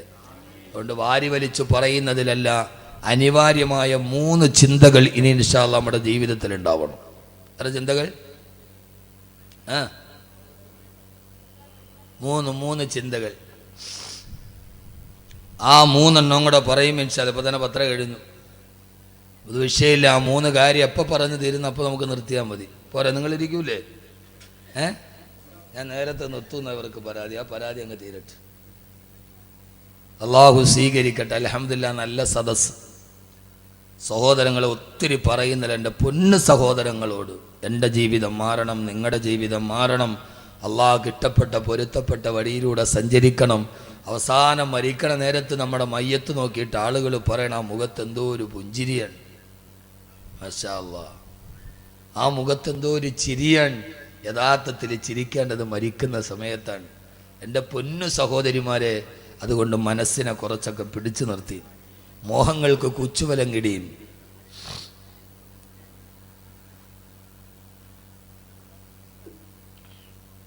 അതുകൊണ്ട് അനിവാര്യമായ 3 ചിന്തകൾ. എത്ര ചിന്തകൾ? നമ്മൾ ഉറങ്ങാണോ? പറഞ്ഞിട്ട് പോകുമ്പോൾ ഞങ്ങൾ സൂറത്തുൽ മുൽക്കിൻ്റെ 2 ആയത്ത് പഠിച്ചു. ഒന്നാമത്തെ ആയത്തിൻ്റെ അർത്ഥം എല്ലാത്തിൻ്റെയും അധികാരം അള്ളാഹ്ക്കാണ്. രണ്ടാമത്തെ ആയത്തിൽ പറഞ്ഞത് ഈ ജീവിതം ഒരു ജീവിതമേ അല്ല, മരണത്തിന് ശേഷമുള്ള ജീവിതമാണ് ഏറ്റവും നല്ല ജീവിതം. ആ ജീവിതത്തിലേക്ക് നടന്നു പോകണമെങ്കിൽ നമ്മുടെ ചിന്തകളെ നമ്മൾ മാറ്റണം. അനിവാര്യമായ 3 ചിന്തകൾ ഉണ്ടാവണം. ആ 3 ഞാൻ പറഞ്ഞുതരാം. ഇൻഷാ അല്ലാഹ് നിങ്ങൾ പ്രാവർത്തികമാക്കൂലേ? ഇൻഷാ അല്ലാഹ് പറയും. അങ്ങനെ ഇൻഷാ അല്ലാഹ് പറഞ്ഞവരൊക്കെ ഒന്ന് കൈ വെക്കണം. നോക്കട്ടെ, കൈയുള്ളവരൊക്കെ പൊക്കി 2 കൈയും വെക്ക്. മാഷാ അല്ലാഹ്. താഴ്ത്തിയിട്ട് ഉറക്കം പോകാൻ വേണ്ടി ചെയ്താൽ വേറൊന്നുമില്ല അതിനകത്ത്. ഒന്ന് റീഫ്രഷ്മെൻറ്റ് ചെയ്താണ്, ഒന്ന് റീഫ്രഷ് ആവാൻ വേണ്ടി. നമ്മൾ കമ്പ്യൂട്ടർ സിസ്റ്റം ഒക്കെ ഓണാക്കുമ്പോൾ കാണൂലേ റീഫ്രഷ്, അത്രേ ഉള്ളൂ. ഒന്നാമത്തെ ചിന്ത. അപ്പോൾ ആണുങ്ങൾക്ക് ബക്കറ്റില്ലേ? പെണ്ണുങ്ങൾക്ക് മാത്രമുള്ള മുഷാഫത്താ? ആള് ബിരുദന്മാരാണ് കേട്ടോ. ഇൻഷാ അല്ലാഹ് ആയിക്കോട്ടെ. അള്ളാഹു തൗഫീഖ് നൽകട്ടെ. അപ്പോൾ ബക്കറ്റ് പിരിവില്ല. അവസാനം എല്ലാവരും വന്നൊന്ന് മുസാഫത്ത് ചെയ്യണം. ഒരു നല്ല സദഖയാണ്. ഇൻഷാ അല്ലാഹ് വരൂലേ? അത് ആ സമയമാകുമ്പോൾ മുങ്ങൂ. ഇപ്പം നമ്മളൊക്കെ വാതിന് പോകുമ്പോൾ ബക്കറ്റിൻ്റെ മുകളിലൊരു വലിയ തുണി കെട്ടിയിട്ടൊരു ചെറിയ ഹോളാണ് ഇടുക. ഇപ്പോൾ ഞാൻ സകാടവരോട് ചെന്താന്ന് അതങ്ങോട്ട് ഇടുകയേ ചെയ്യാവുള്ളൂ, വെളിയിലോട്ട് എടുക്കാൻ പാടില്ല. കാരണം ചില ആളുകൾ 50 അതിനകത്തിട്ടിട്ട് 100 തിരിച്ചെടുക്കും. വാതിൻ്റെ ഇടയിൽ ധാരാളം ആളുകൾ. ഇപ്പോൾ ഞാൻ പറഞ്ഞല്ലോ, ഇപ്പോൾ ഈ ഒരു പേടിയുള്ള ആളുകളില്ല ഇപ്പോൾ. അതാണ് ഏറ്റവും വലിയ പ്രശ്നം. പേടിയില്ല. ഒന്നാമത് തെറ്റ് ചെയ്യുന്നവനല്ല. പണ്ട് നമ്മളെങ്ങാനൊരു തെറ്റ് ചെയ്താൽ നമ്മൾ സമ്മതിക്കുവാൻ, ഇപ്പം സമ്മതിക്കില്ല. പണ്ട് സ്കൂളിലേക്ക് പോകുന്ന വഴിയിൽ ഈ മോശമായ ഫിലിമുകളുണ്ട്. എന്നതിനകത്ത് എഴുതിയിട്ടുണ്ടാവും. അതിൻ്റെ പോസ്റ്ററെങ്ങാനും നോക്കി നിന്നാൽ വാപ്പ കണ്ട പിടിച്ചിട്ട് നീ എന്ത് വൃത്തികേടാ കണ്ട, വാപ്പ അടിച്ച് പൊതിച്ചു കളയും. വാപ്പാനോട് അല്ലാ വാപ്പ ഞാൻ ഇനി കാണുകയോ ഇല്ല. അങ്ങനെയല്ലേ പറയൂ? അങ്ങനെയല്ലേ പറയൂ? നിങ്ങളെന്ത് മനുഷ്യന്മാരെ, ഇനി അതിന് ബുഖാരി ഓതണോ? അങ്ങനെയല്ലേ പറയൂ? ഉറപ്പാണ്. ഇപ്പോ ഫോണിൽ ഏതൊരു മോശമായ പിക്ചർ വന്നു. എന്തിനാണ് അത് കണ്ടതെന്ന് ചോദിച്ചാൽ അപ്പ കുട്ടി പറഞ്ഞത് അള്ളാണ് വാപ്പ, ഇത് ഞാൻ ഇട്ടതല്ല, ഇത് വേറൊരുത്തൻ്റെ കൂട്ടുകാരൻ്റെ ഫേസ്ബുക്ക് അക്കൗണ്ട് ഞാൻ ലൈക്ക് ചെയ്തപ്പോൾ അവൻ്റെ അതിനകത്ത് പറഞ്ഞ പിക്ചറൊക്കെ ഇതിനകത്ത് വന്നതാണ്. ഞാൻ അവനോട് എനിക്ക് അയക്കരുതെന്ന് അള്ളാണ്, ഞാൻ ചെയ്തതല്ല. ഇപ്പം തെറ്റ് ചെയ്താൽ സമ്മതിക്കില്ല. പണ്ട് കാലത്ത് തെറ്റ് ചെയ്താൽ സമ്മതിക്കും. കാരണം അള്ളാനെ പേടി വല്ലാതെ കുറഞ്ഞു വരികയാണ്. കുരുത്തക്കേട് കാണിച്ച കുട്ടിയല്ല പ്രതി, ആ കുട്ടിയെ അടിച്ച അധ്യാപകനാണ് പ്രതി. അല്ലേ? എല്ലാവരും തലയാട്ടുന്നു. ഉസ്താദെ എല്ലാം ശരിയാണ്, അവനാൻ്റെ മക്കളെ അടിച്ച അപ്പം കാണുകയും ചെയ്യാം. എന്നെ മദ്രസയിൽ ഒരിക്കലും ഉസ്താദ് അടിച്ചു. ഞാൻ വീട്ടിൽ പോയിട്ട് ഉമ്മയോട് പറഞ്ഞു അയാൾ ശരിയല്ല, മുസ്ലിയാർ ശരിയല്ല എന്ന് പറഞ്ഞു. ഉമ്മ ഒരെണ്ണം എൻ്റെ കഴുക്കത്ത് തിരിച്ചിങ്ങോട്ട് പോടാ മദ്രസ എന്ന് പറഞ്ഞു. ഇപ്പോഴെങ്ങാനും അതുകൊണ്ട് ആ മകൻ ഇന്ന് ഇങ്ങനെയായി. അടിച്ച ഉസ്താദാണ് പ്രതി, മോശം കാണിച്ച വിദ്യാർത്ഥിയല്ല. തെറ്റുകൾ സമ്മതിക്കാൻ ആരും തയ്യാറല്ല. അതാണ് ഇന്നത്തെ ലോകത്തിലെ ഏറ്റവും പ്രധാനപ്പെട്ട വിഷയം എന്ന് ഞാൻ മനസ്സിലാക്കാൻ. അതൊന്നും തെറ്റല്ല. നമ്മൾ വേറൊന്നിനെ കീഴ്പ്പെട്ടു പോയി. നമുക്ക് വാട്സപ്പ്, ഫേസ്ബുക്ക് 24 മണിക്കൂർ ഈ വാട്സപ്പ്. ഒരു ഫോണുമുണ്ട്. ആ ഫോണൊക്കെ ഒരു മുസല്ലയുടെ വലിപ്പം കാണും. അത് കൊണ്ടുവന്ന് നിസ്കരിക്കാൻ വേണ്ടി ഫോൺ കൊണ്ട് മുമ്പിലങ്ങ് ഇടും. പുറകെ കൈകെട്ടണ വേണ്ട ഏതോ പിള്ളേരുടെ മയ്യത്ത് നിസ്കാരം എന്ന് വിചാരിക്കും. ഇത് വാട്സപ്പ്. ആണുങ്ങൾക്ക് മുഴുവനും വാട്സപ്പിന്റെ ലഹരി, പെണ്ണുങ്ങൾക്ക് മുഴുവനും സീരിയലിന്റെ ലഹരി. അതിന്റെ രണ്ടിനെയും മുമ്പിലിരുന്നാൽ പിന്നെ അവർക്ക് സ്ഥലകാല ബോധമില്ല. റോഡ് മുറിച്ച് കിടക്കുമ്പോൾ ഇങ്ങനെ ഞെക്കിയാ പോവുക. വണ്ടി വന്ന് കയറിയാലും അറിയില്ല. ബസ് വന്ന് ഓണടിക്കാൻ നിങ്ങൾ നോക്കൂ. ഇപ്പം ഞാൻ ഇങ്ങോട്ട് വരുമ്പോൾ എൻ്റെ മുമ്പിൽ എൻ്റെ ഡ്രൈവർ വരുന്നു, സാമാന്യ സ്പീഡുണ്ട്. ഫ്രണ്ടിൽ റോഡ് സൈഡിൽ കിടന്ന ഒരു വണ്ടി നേരെ വട്ടം തിരിച്ചു. എൻ്റെ ഡ്രൈവർ നിർത്താതെ അടിച്ചിട്ടും അവൻ വട്ടം തിരിക്കാൻ. അടുത്ത് വന്ന് ഒരു വ്യക്തി ചവിട്ടിയിട്ട് നോക്കുമ്പോൾ അവൻ ഒറ്റ കയ്യിലാണ്, ഇതിനകത്ത് മൊബൈലാണ്.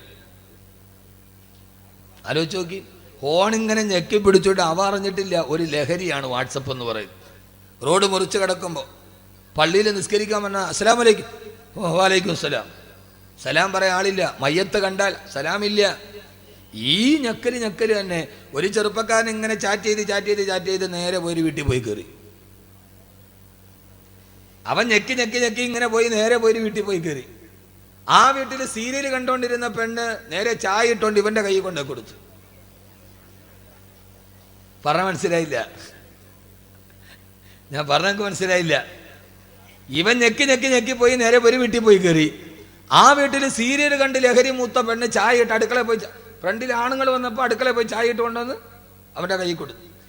ഇവൻ ഞെക്കി ഞെക്കി പോയി കയറിയത് ഇവന്റെ സ്വന്തം വീട്ടിലുമല്ല, അവള് ചായ ഇട്ട് കൊടുത്തത് സ്വന്തം ഭർത്താവിനുമല്ല. അവള് വിചാരിച്ചത് എന്റെ ഭർത്താവാണെന്നാണ്, ഇവൻ വിചാരിച്ചത് എന്റെ വീടാണെന്നാണ്. യഥാർത്ഥത്തിൽ ഇതാണ് ഒരവസ്ഥ അല്ലേ? നിസ്കാരം കഴിഞ്ഞ സലാം വീട്ടിയാൽ ആദ്യം എല്ലാവരും കണക്കാണ്. നിസ്കാരം കഴിഞ്ഞ സലാം വീട്ടി ആദ്യം മെസ്സേജ് വന്നോ ഇല്ലയോ? ഇത് നമ്മളെ വല്ലാതെ കീഴ്പ്പെടുത്തുകയാണ്. നമുക്ക് ചിന്തിക്കാൻ സമയമില്ല. മരണത്തെക്കുറിച്ച് ചിന്തിക്കാൻ ഉണ്ടോ? ഇല്ല. മയ്യത്ത് കണ്ടു കഴിഞ്ഞാൽ പണ്ടൊരു മരണ വീട്ടിൽ പോയാൽ അടുത്തു നിന്ന് മാറി നിന്ന് കരയും, അല്ലാഹുവേ നാളെ ഞാനും ഇതേപോലെ പോകേണ്ടതല്ലേ? ഇദാ ഹമൽത ഇലൽ ഖുബൂരി ജനാസതൻ ഫയഖിം ബിഅന്നക ബഅദഹാ മഹ്മൂലു.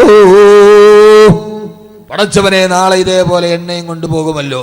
ഇത് മയ്യത്ത് കണ്ടു മാറി നിന്നിട്ട് ചിന്തിക്കാൻ സമയമില്ല. അതാണ് പുതിയ ലോകത്തിന്റെ ഏറ്റവും വലിയ വിശേഷം. മരണത്തെക്കുറിച്ച് ചിന്തിക്കാൻ പറ്റില്ല, ഭാര്യയെക്കുറിച്ച് ചിന്തിക്കാൻ സമയമില്ല, മക്കളെക്കുറിച്ച് ചിന്തിക്കാൻ സമയമില്ല. ഭാര്യ അവള് പോട്ടെ, അടുത്ത് എനിക്ക് കിട്ടും. ഏതോ ഒരു ദർഗയ്ക്കടുത്തുള്ള കിണറ്റിൽ പൈസ ഇട്ടാൽ പൈസ ഇടുന്ന സമയത്ത് മനസ്സിൽ ഏത് കാര്യമാണോ ഉദ്ദേശിക്കുന്നത് അത് നടക്കുമെന്ന് ആരോ പറഞ്ഞു. ആ ദർഗയിലെ പൊട്ടക്കിണറ്റിൽ പോയി പൈസ ഇട്ടു. ഇടാൻ നേരത്തൊരു വലിയ കാര്യം മനസ്സിൽ വിചാരിച്ചു. അടുത്ത് ഭാര്യയുണ്ട്. ഭർത്താവിട്ട പൈസ എവിടെ വീണു എന്നറിയാൻ ഭാര്യ കിണറ്റിലോട്ട് എത്തി നോക്കി. അവൾ നേരെ കിണറ്റിൽ വീണു. അപ്പൊ ഭർത്താവ് പറയാണ്, പടച്ചോനെ വിചാരിച്ച കാര്യം ഇത്ര പെട്ടെന്ന് നടക്കുമെന്ന് ഞാൻ വിചാരിച്ചില്ല എന്ന് പറഞ്ഞമാര്. ഈ വിചാരിച്ചാൽ ഇത്ര പെട്ടെന്ന് നടക്കുമെന്ന്. എല്ലാവർക്കും അവരവർക്ക് മറ്റൊരാൾ ഭാരമായി. ഞാൻ ചിരിക്കാൻ പറഞ്ഞല്ല. ഭാര്യയ്ക്ക് ഭർത്താവ് ഒരു ഭാരമായി. ഭാര്യയ്ക്ക് ഭർത്താവ് എന്ന് പറയുന്നത് സ്വർഗത്തിലേക്കുള്ള കവാടമായില്ല. ഭർത്താവിന് ഭാര്യ കടമകൾ വീട്ടേണ്ട അള്ളാഹു പറഞ്ഞ ഏറ്റവും വലിയ കടമയായില്ല.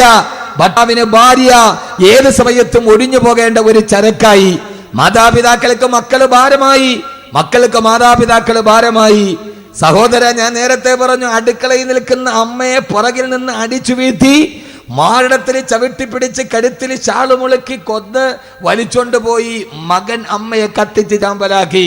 നടുക്കം വിട്ടുമാറുന്നതിന് മുമ്പേ കൊല്ലം ജില്ലയിൽ നിന്ന് വാർത്ത, ഈ അമ്മ സ്രാവിൽ കടന്ന മകനെ വലിച്ച് താഴെയിട്ട് മകനെ പോയി കത്തിക്കരിച്ച് ചാമ്പലാക്കി. അമ്മ പുശാചുക്കൾ പാർക്കുന്ന വേതാള നഗരം പോലെ ഈ ഭൂമി അധപ്പതിച്ചു പോകുമ്പോ, ഈ ഭൂമിയിൽ മനുഷ്യന്മാരില്ല, രാക്ഷസന്മാര് വാണരുടുമ്പോ, ഓരോ ദിവസവും ഓരോ വാർത്തകൾ നമ്മുടെ ചെവിയിലേക്ക് കടന്നു പോകുമ്പോ, സഹോദര, ഇനി ഈ ലോകത്ത് ഏറ്റവും നല്ലവനായി ജീവിക്കണോ?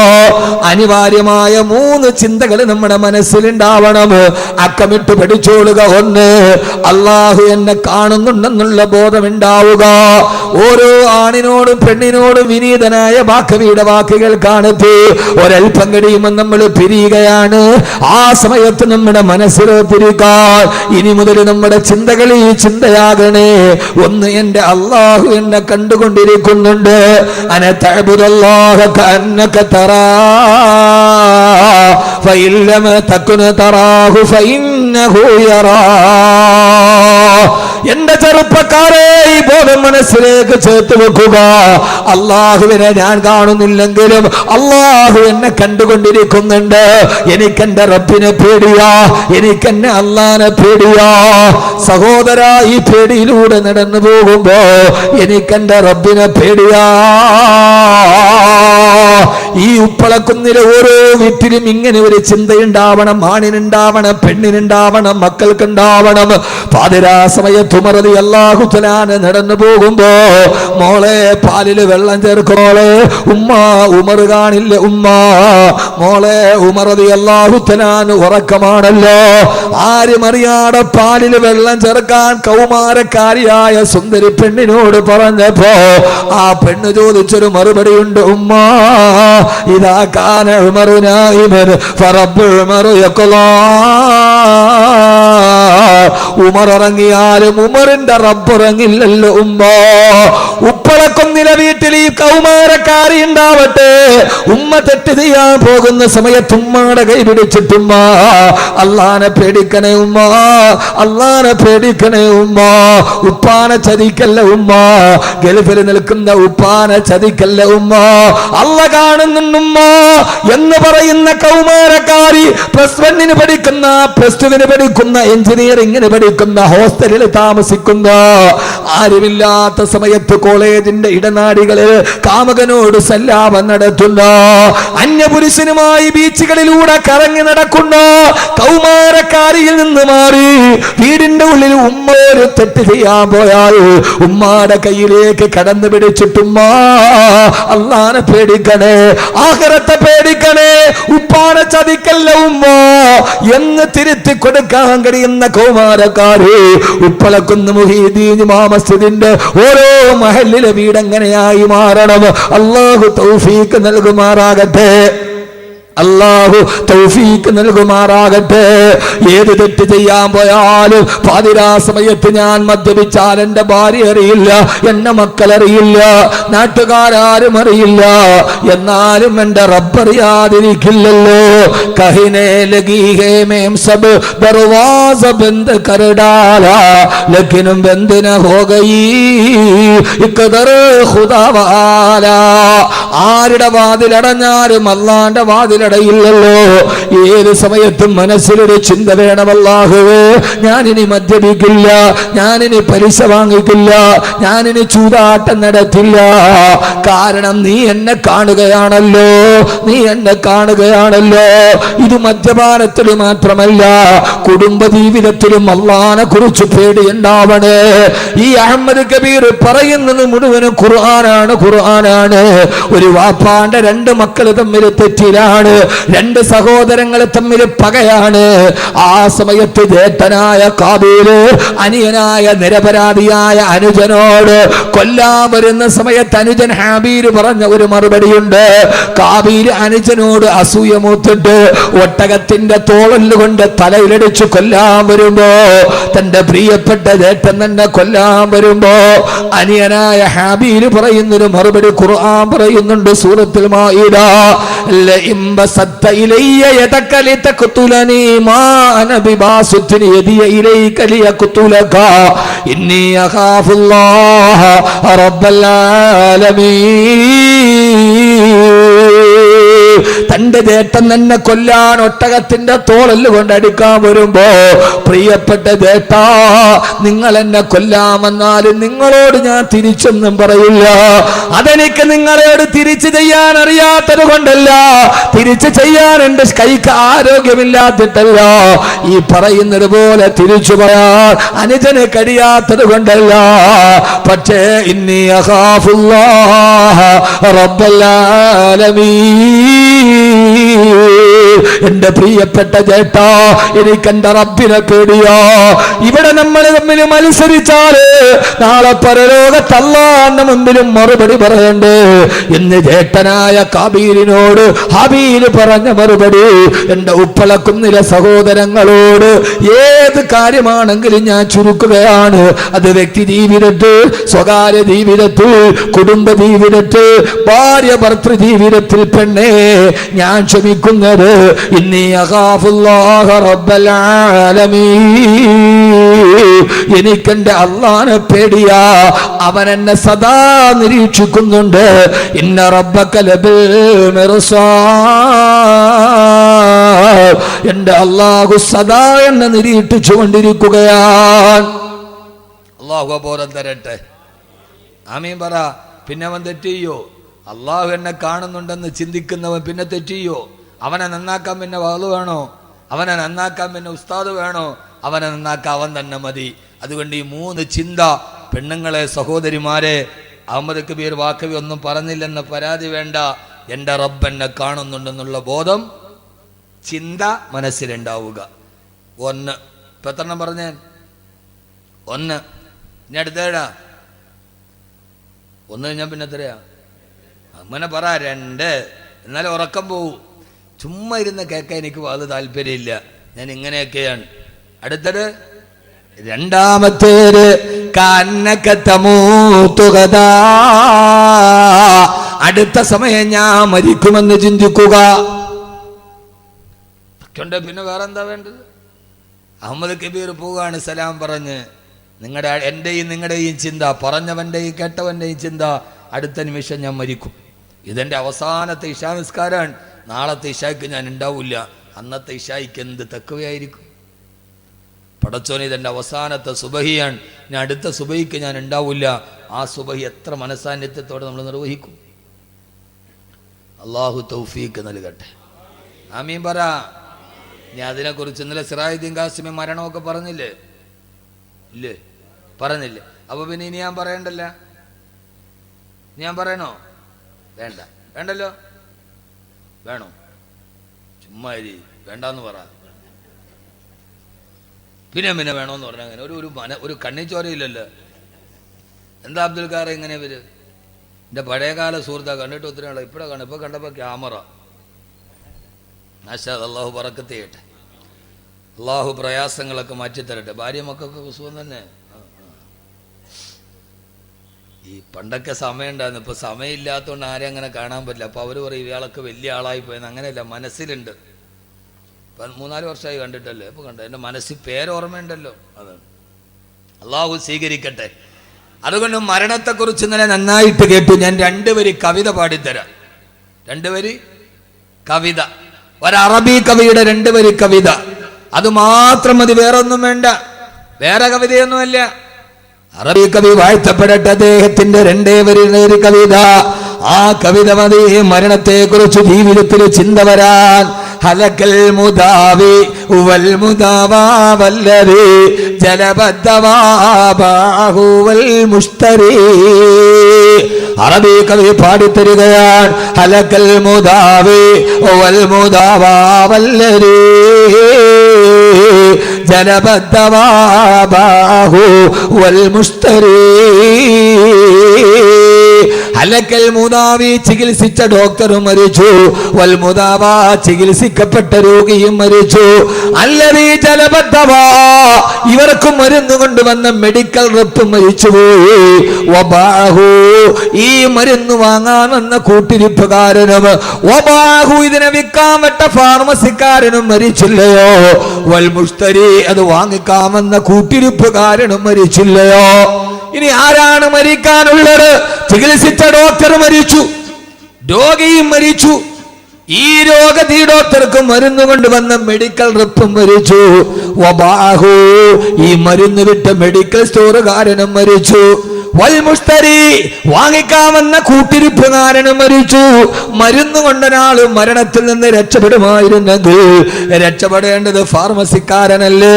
അവന്റെ അലമാരയിൽ ഇരിക്കാത്ത ഏതു മരുന്നാണുള്ളത്? എന്നിട്ടും മെഡിക്കൽ സ്റ്റോർ മുതലാളി മരിച്ചു പോയില്ലേ? പിന്നെ എങ്ങനെയാണ് സഹോദരങ്ങളെ മരണത്തിൽ നിന്നൊരാള് രക്ഷപ്പെട്ടു പോവുക?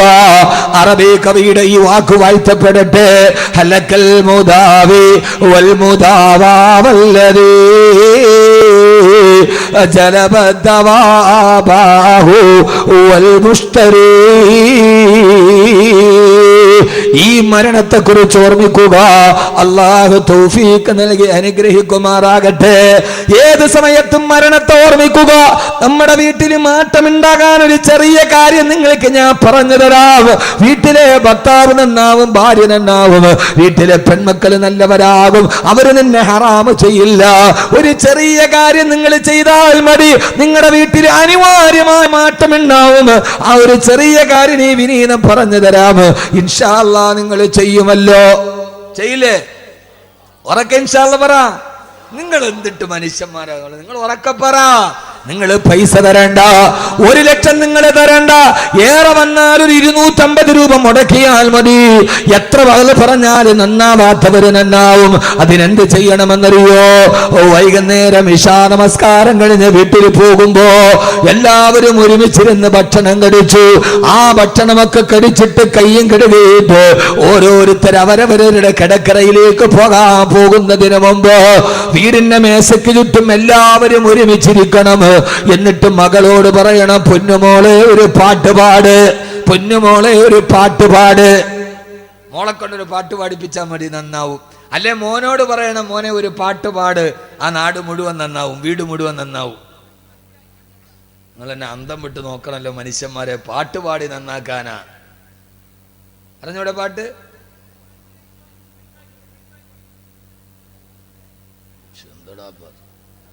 ഇവിടെ സീരിയസ് കാര്യം പറയുമ്പോൾ അവിടെ സൈഡാക്കിക്കോളി. നീ ബേഞ്ഞ് കീഞ്ഞ് പോവാനുള്ളതിന് ഇവിടെ നോക്ക്. മകളെ കൊണ്ട് എന്ത് ചെയ്യണം? ഒരു പാട്ട് പാടിപ്പിക്കണം. പഠിപ്പിക്കോ മകനെ കൊണ്ട്? ഏത് പാട്ടാ? മരണത്തെ കുറിച്ച് പാടണം. അല്ലാതെ ഇല്ല മറ്റേ പാട്ടല്ല, പ്രണയം.